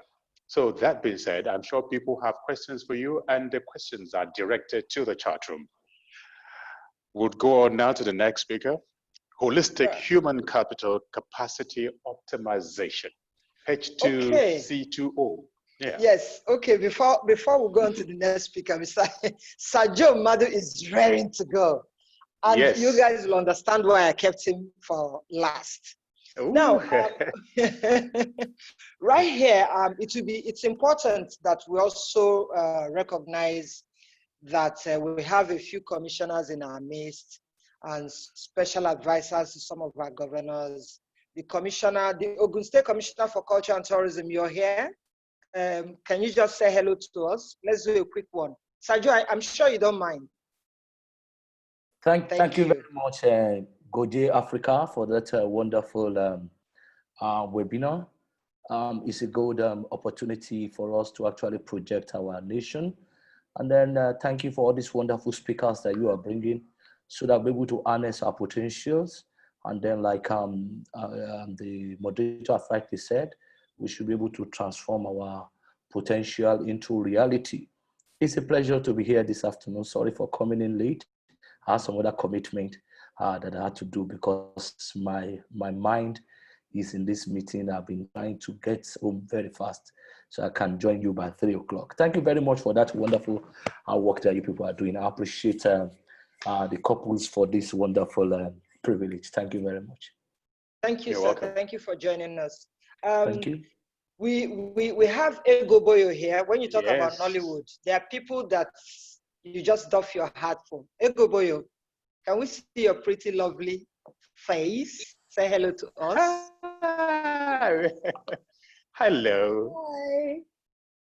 Hi, Ego. Hi, thank you for having me on, and thank you to all the speakers. It's been wonderful listening, so much knowledge gained. Thank you, Nneka and Isaac. You're welcome. Yeah. Madu Chikwendu, Hollywood politician. Can you say hello to us quickly? Oh, Madu is in the house. I see you, Madu. Madu C. You can unmute yourself. Hello, Madu.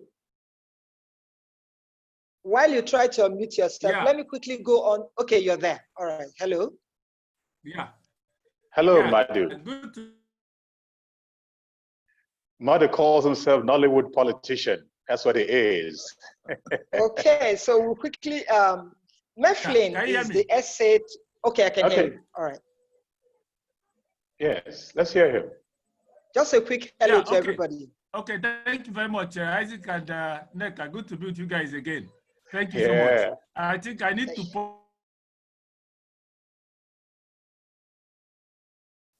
point out, I'm sure you know already. Okay, network is taking over now. So we'll just move on. Mifflin is from Akwa Ibom State. She's the essay to the governor.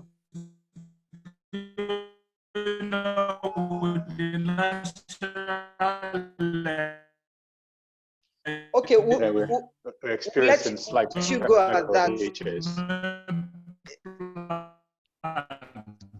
It's not working. IT, just help us out. 2050.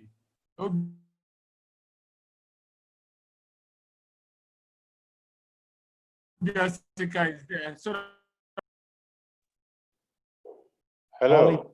He said 360 wise. That's what he said. Okay. All right. Mr. Alex is back on. Okay. Looks like our technical hitch has been fixed.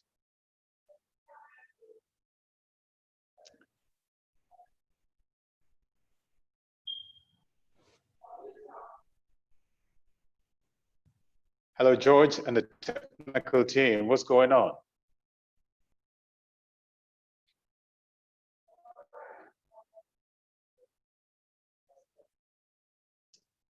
Let's move on to We our seem next. to have lost the feed from the speaker, so I would request we carry on, and when we get the feedback, we will notify you guys. Thank you. Okay. All right. So let's have our next speaker, Sajo Madu. He is the president and founder of Africa USA Chamber of Commerce. He's a good guy to know. You have the virtual floor now. I thank you so much. Thank you so much, Isaac Moses. And like we say in Africa, all protocols observed. Greetings to all. I'm calling from Dallas, Texas. And I'm the gatekeeper of the US Africa Chamber of Commerce that's basically centered on being a viable conduit for trade and investment. But our differential is really our appetite for holistic human capital capacity optimization. And that's what differentiates us from any other chamber in the world. As a gatekeeper, I'm really a connector. My value proposition is not hampered by procrastination, loss of affinity for innovators and decision makers, and irrespective of their age, the organizations that I champion or I gatekeep for are basically loaded with action-oriented folks. A week ago when I was approached, it was just, again, tapping into the reserve, and examples of those reserves include Dr. Bailey and Mr. Alexander. And there is more where this comes from. The point really I'm trying to make is not talking about myself and my position, because it's not really relevant. And it's not also relevant to rehearse the history of Africa for the last 400 years. So I'm not going to dwell on the issues that we are very much aware of. We are looking for solutions and we need to implement it now. So having said that, I intend to utilize 15 minutes that I have, but I would also like to exemplify that it's all about collaboration holistically. You know, my brother from Akwa Ibom talked about it, but the only part he was missing is also that he isolated Akwa Ibom and doesn't realize your fence might be strong, but if your neighborhood is porous, you are not safe. So it's not about Akwa Ibom alone. It's about Nigeria, it's about the whole of Africa, it's about the whole global family. If you don't believe me, think about Ebola. When it hits Guinea and Sierra Leone, guess what happens in New York City? We're all living in a global village. Whatever is local is also global. So having made that point, I would like to say that listening, I see lots of good intent, good energy, good talent. But what has happened for the last 400 years keeps happening because all these are isolated. There's no aggregation, there's no focus. We're all not on the same benchmark. And we are letting others tell our story. What I would like to exemplify by introducing my chairman of the board, Colonel Brian Sesi, a retired US Air Force colonel, would to show you the power of leverage. Again, leverage your relationships.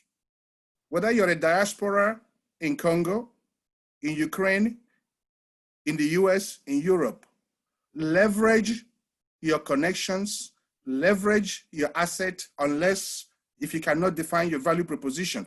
Everybody inherently has a value proposition, but you got to know your name. You have to define it, define your country, define your goal, define your differential and your competitive advantage. Leverage it to bring about capacity building in socially responsible projects back home, including medical tourism, religious tourism, academic tourism. Why can't we be paying the University of Timbuktu instead of us paying Harvard or paying Cambridge? Why can't they come for pilgrimage, just like Brian said, in Yoruba land, instead of going to Rome, and go Mecca and Medina? Nothing wrong with those places. Guess what? They marketed themselves. It is not their job to market you. So having said that, I would like to give 4 to 5 minutes to Mr. Brian Sesi, the chairman of the board of the chamber, to talk about soft skills. They teach us about cog robotics, hard skills. But you know what? They never teach us about soft skills and cognitive awareness. And after Brian, I will introduce a young man that will amaze you. The point I'm trying to make here is this. You cannot play against Manchester United with your second best. You have to have the best of your assets. 1.8 million of diasporas out there. Don't make decisions without utilizing all your assets. First generation, second generation, third generation, and the list goes on, even in promoting tourism. Who says my sons and daughters cannot travel to the shores of Sierra Leone or Freetown or go to Connaught District by themselves? Are we tapping into that? Why can't the 9-year-old, 11-year-old that will speak to you, Ambassador Paulo, after Brian, travel to Africa by himself? That's revenue in our pocket. We must all be holistic in this approach, and that's basically what I mean, optimization of human capital. So having done my 3 minutes, I'll hand this over to my chairman of the board, Brian Sesi. Thank you, Joe, and thank you to everyone for having me today, or having us today. These are great conversations. And piggyback on Joe's comment about how it has to be a holistic approach and how we have to start at the beginning to give people the necessary tools and capabilities to be able to contribute to all the great ideas that we have, to enable and enact all these great ideas. So what we talk about when we talk about the human capital development, we tie that to great situational awareness, because that's what you need for safety. So you've got the ability to have personal skill development and safety, which now enables us to go forward and again, do all those things that we're talking about today. So I have had some slides, but it doesn't look like I'm able to show them right now. So I'll just speak to those real quick. So one of the things that the chamber looks at and I look at in my business is the fact that we did talk about how Nigeria is safer than a number of other places in Africa, but I will tell you that the riots and everything that's going on here in the United States, you can't take it for granted that any place is safe. So you have to develop the necessary skills to enable tourism, to enable business, and those are all part of the skills that we all have to develop. And unfortunately, many people in our societies across the world today have not developed these skills. So we're seeing that come through with the worldwide pandemic. People are not prepared, they're not listening, they're not being able to educate themselves, and then that means they're not being able to make the right decisions. They're paralyzed. It starts because they don't have well-developed personal skills. So the Paratus Group, again, and the chamber tie the development of personal skills and situational awareness so that we can go forward. That improves your safety, it improves your overall ability to have tourism and do business.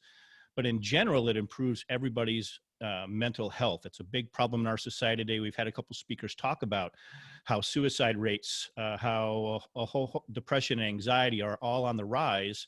And that's because people have lost the ability because they don't have these skills to be able to effectively manage and deal with the things that are going on today.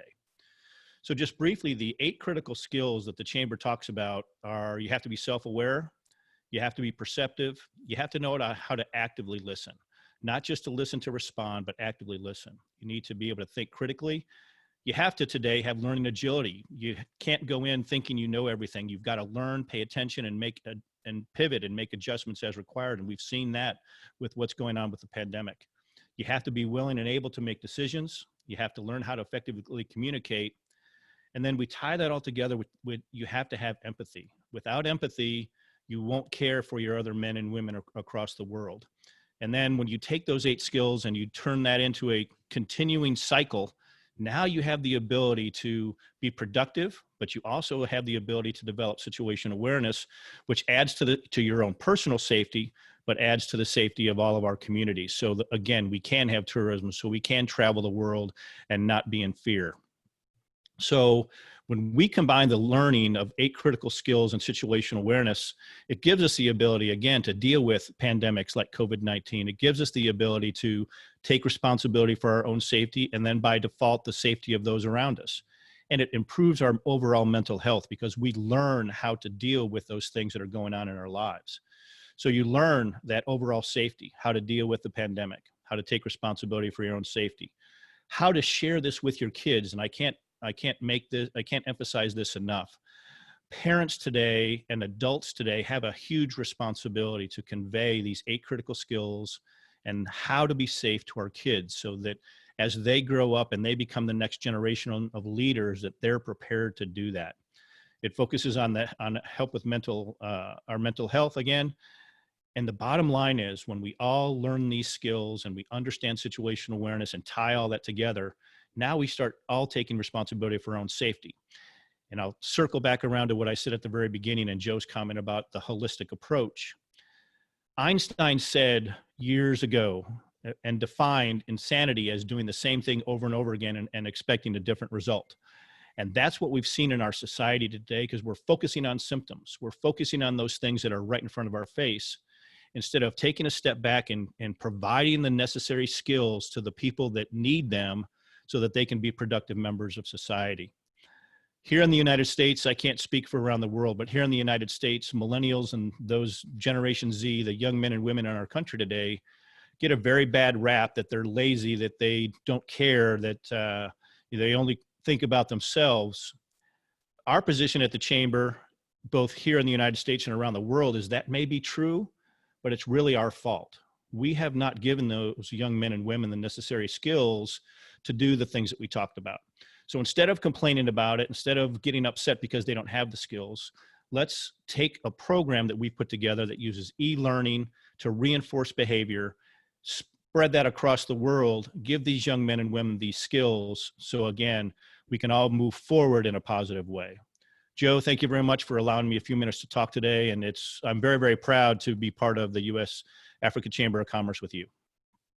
Thank you so much, sir. I want us to also listen carefully to our definition of diaspora.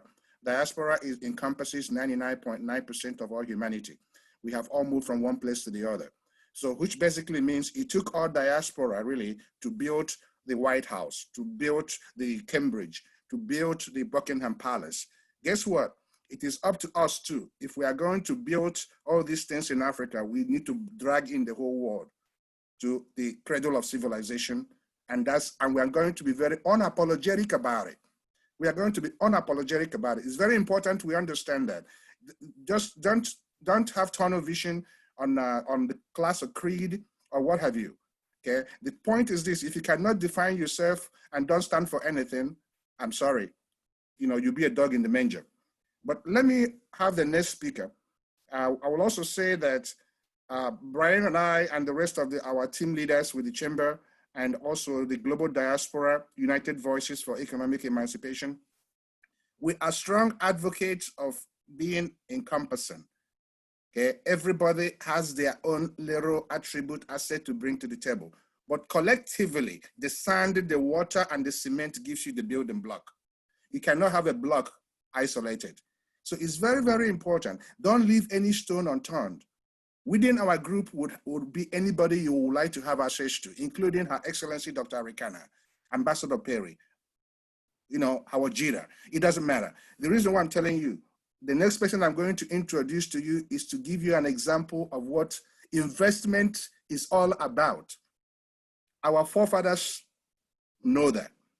You plant a seed today, you have to wait for 9 months before you harvest. It's not quick, now, bring money, as if that's not investment. The mentation has to change. And this young man will show you that we'd like to plant a seed, not just on the big corners like Brian or Aricanas of the world, but we also plant where the plantation should be, where seeds should be planted in posterity. So it's my pleasure, really, an honor to introduce His Excellency Ambassador Paolo Bensalmi from UK. You have the floor, and we still got about 6 more minutes. Thank you, Sergio, for having me on. Can everyone hear me? Can you see me? Okay, great. Thank you, Sergio, and thank you everyone for coming today to listen to what I have to say. As you said, Sergio, what I love to talk about is planting a seed for the next generation. And what I also, the other thing that I love to talk about is finding your why. You may think this is irrelevant to tourism, but actually it corresponds very well. It's very the same. It's the same, because when someone wants to travel from one country to another, there's always going to be one question that person is going to be asked, right? You may be thinking of where's your passport, what's your name, so I can check it's you. But the actual question that they ask you is, why are you going from this place to another place? See? So when people ask you why, your why, when people ask you why you're doing what you're trying to do, why you're trying to get from one place in the world to another place in the world, that's when you got to think, why am I trying to get from this place to this place? And how am I going to get to this place to this place? So that's how it works. So when they ask you, why are you going from this place to this place? And the reason why they ask you that question is so they can help you to get to your destination. And so what I think in the Nigerian tourist industry, and mainly other industries around the world, but bringing it home and with the Nigerian tourist industry, in that sector of the industry, I think that we've lost our why. Because it's not just a decrease of people not coming to visit Nigeria, to check out all the amazing places in Nigeria and coming to look at all of our amazing places, but it's also because we've lost our why. We don't know why we want people to come here. See, it's good, sending people a flyer and telling them, this is an amazing place. We've got a 5-star hotel. We want you to come because it's amazing. It's 5-star. You're going to have the best night. But Nigeria and a lot of countries all over the world, but mainly us, we've lost our why. Why do we want people to come visit our country? And as the question popped up, is Nigeria safe? And as Brian amazingly said, in the USA, there's riots, but people still go there. So Nigeria is safe. Nigeria is a safe place. Well, not just coming from me, but also it's safe for the people who live in Nigeria, right? So what I love to talk about, as I said, is why. Why do you do what you do? So why do you want to get from one place to another place?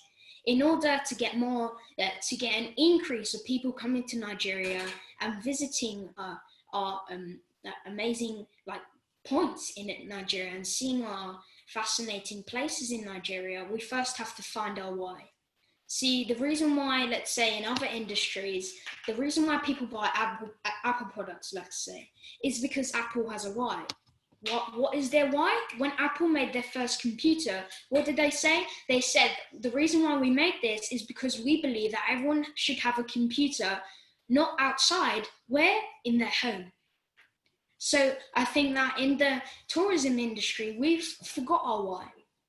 And it's today that I'm going to tell you, no, I can't tell you that, but we have to find our why, right? Our why is never just one thing. Our why is not just helping people to get to Nigeria.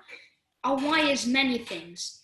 So just from me coming to you today, you may think that this boy is only 11, but he's teaching me how to be an adult. No, I don't want to come from that place.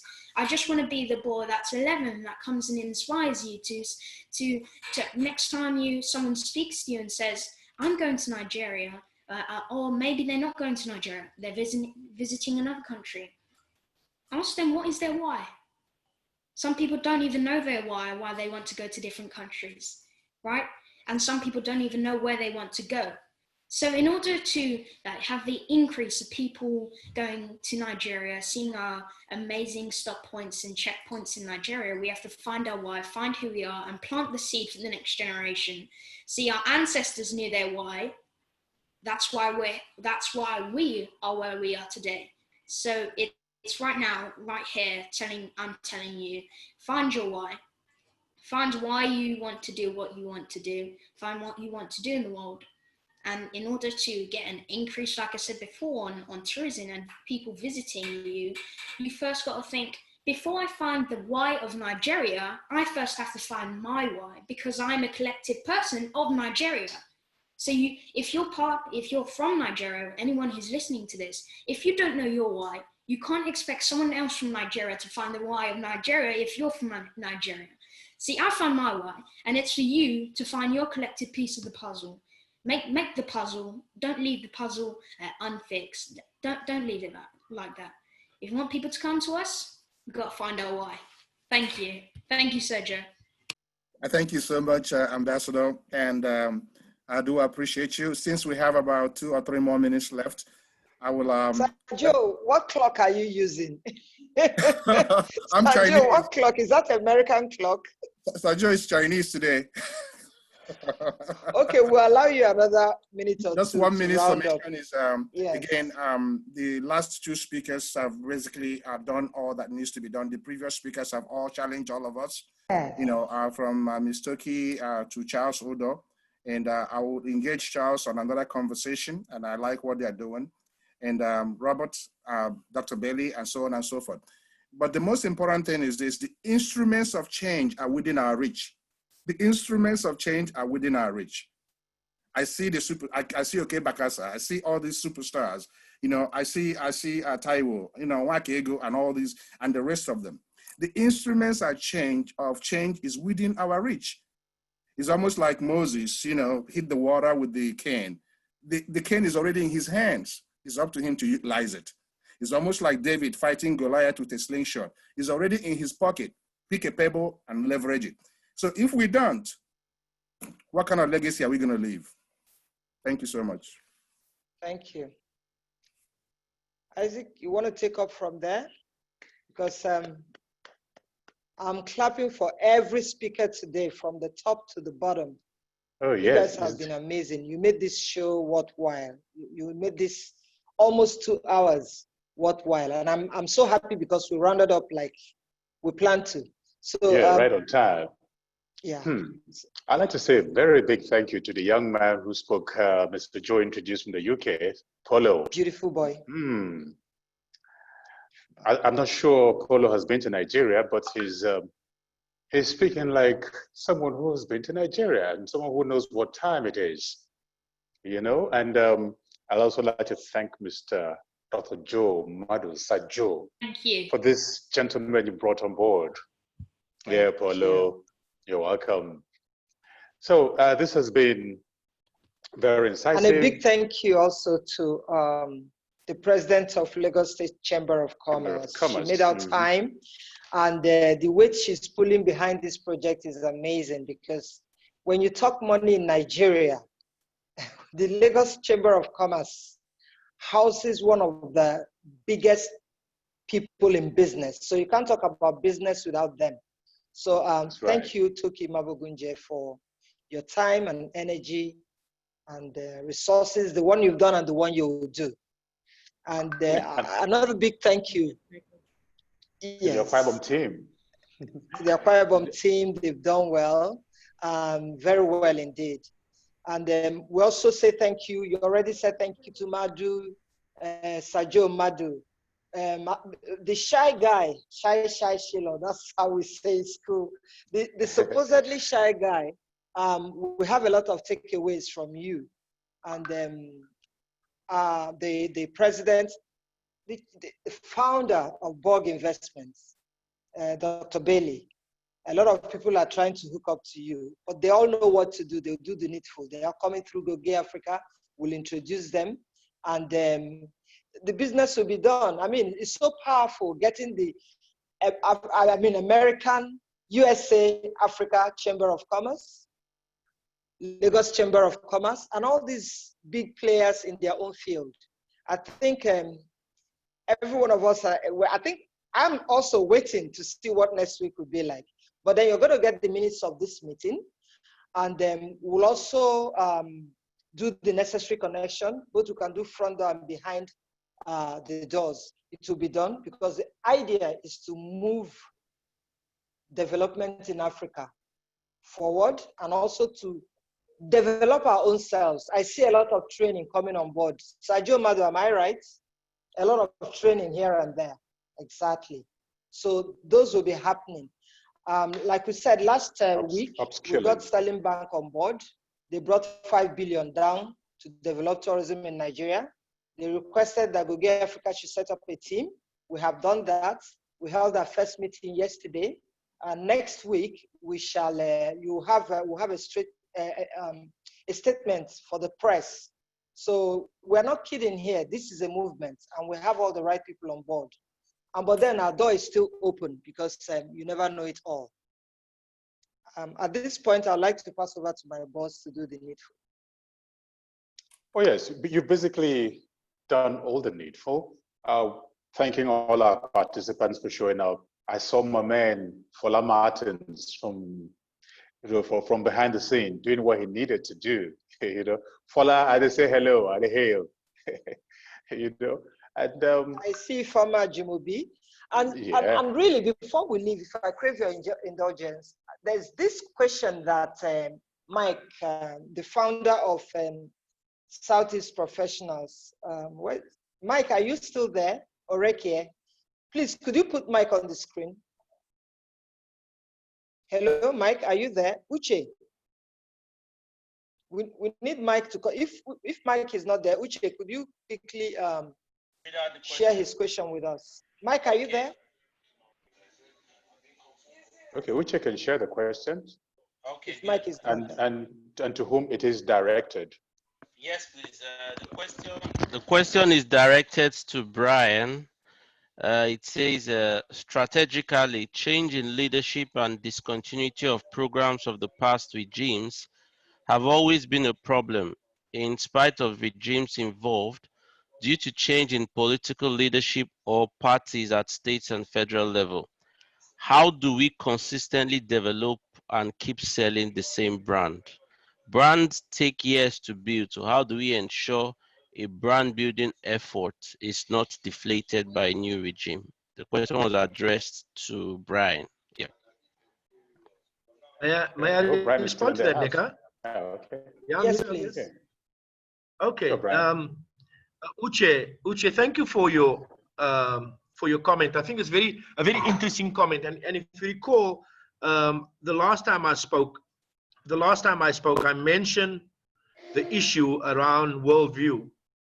The problem we have with politicians, both regional vis-a-vis state and national vis-a-vis federal, is that they have a 4-year worldview.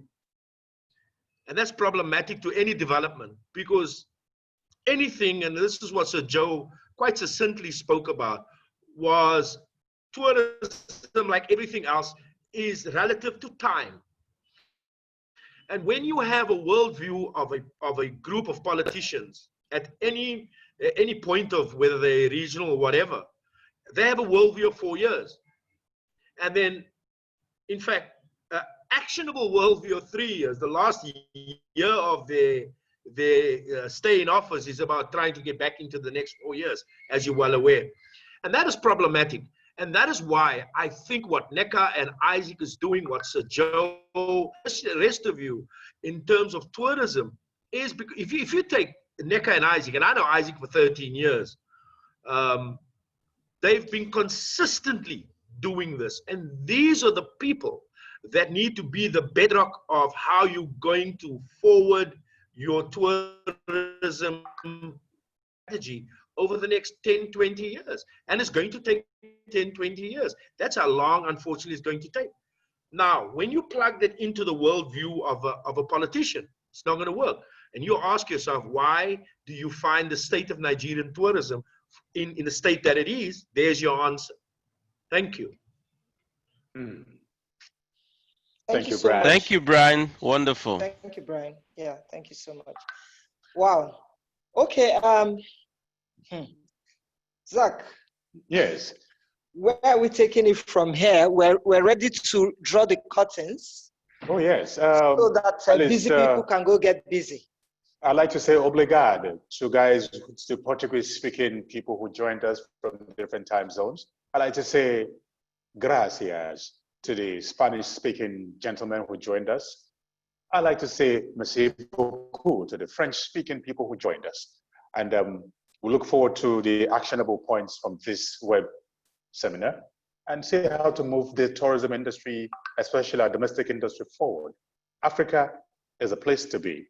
And God willing, like we always say, we'll all do the needful. And with the caliber of people we have, we'll turn all our potentials into reality.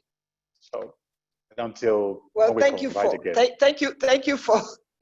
saying obrigado and all of those. So they want to thank you. Can you say it in Hausa? So guys, you can all unmic yourself and say it in your language.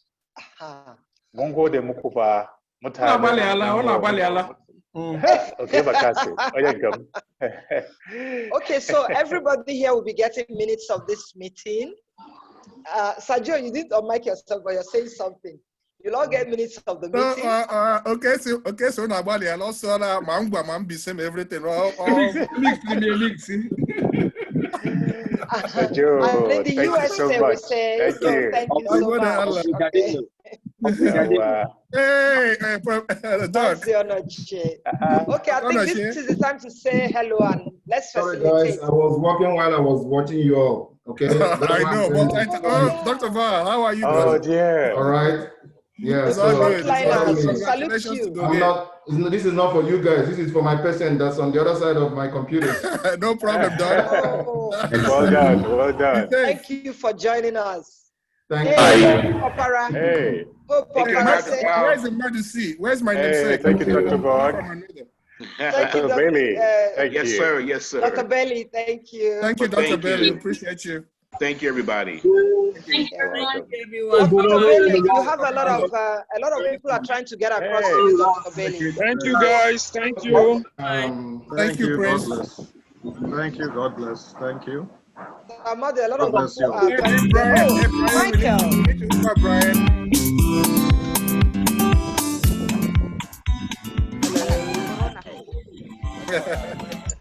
Wow. Yeah, that's good. That was good. Congratulations. Thank you, guys. Thank you, guys. Amadi, talk later. Okay, no problem. God bless. Right. Bye-bye. Thank you too, guys. Thank you. All right, thank you. Yeah. Bye. Hey, T1. Hey, Madison. All right. Thank you so much. What's up, Nancy? Yeah. All right. Till next week. Yeah. See you guys next week. Ciao, guys. Once again, you put it all together. It's holistic and that's the key. That's the key. That's the key. Good job, ladies. Good job. Good job, Nneka. Good job, Moses. Good job. Thank you. Thank you. All right. See you guys next week. Everybody. Guys, God bless. Robosa, do I see you there? Mo Lumide. Mo. Studio 24. You all keep waving and nobody's leaving. Nnena Fakoya, you're always walking from the back door. Nnena, Ola Maujiku. And all our technical team. Nnena is the one on the chat room. So we say thank you to our technical team. Nigerian Market Square of our American brothers and sisters. Hey! My friend in the back. All right. Sorry. I'm finishing up a Zoom call. I'm on in about 30 minutes, okay? We're finishing up to the next one. thank you so much. Nobody wants to go. Nobody wants to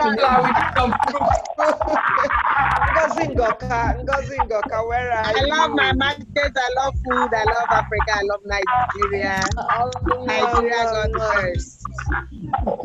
I agree with you. I agree with Isaac you. Moses. Our customer is Excellent. amazed. You see our market, Beautiful market. our local market, Nigerian local market is the best in the world because we get our orishirishis. Not insalata, not marmelada, not formaggio, but akpu, ewedu, amala.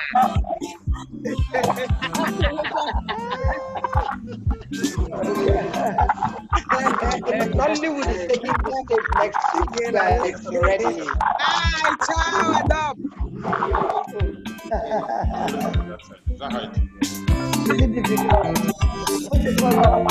Ola, we have a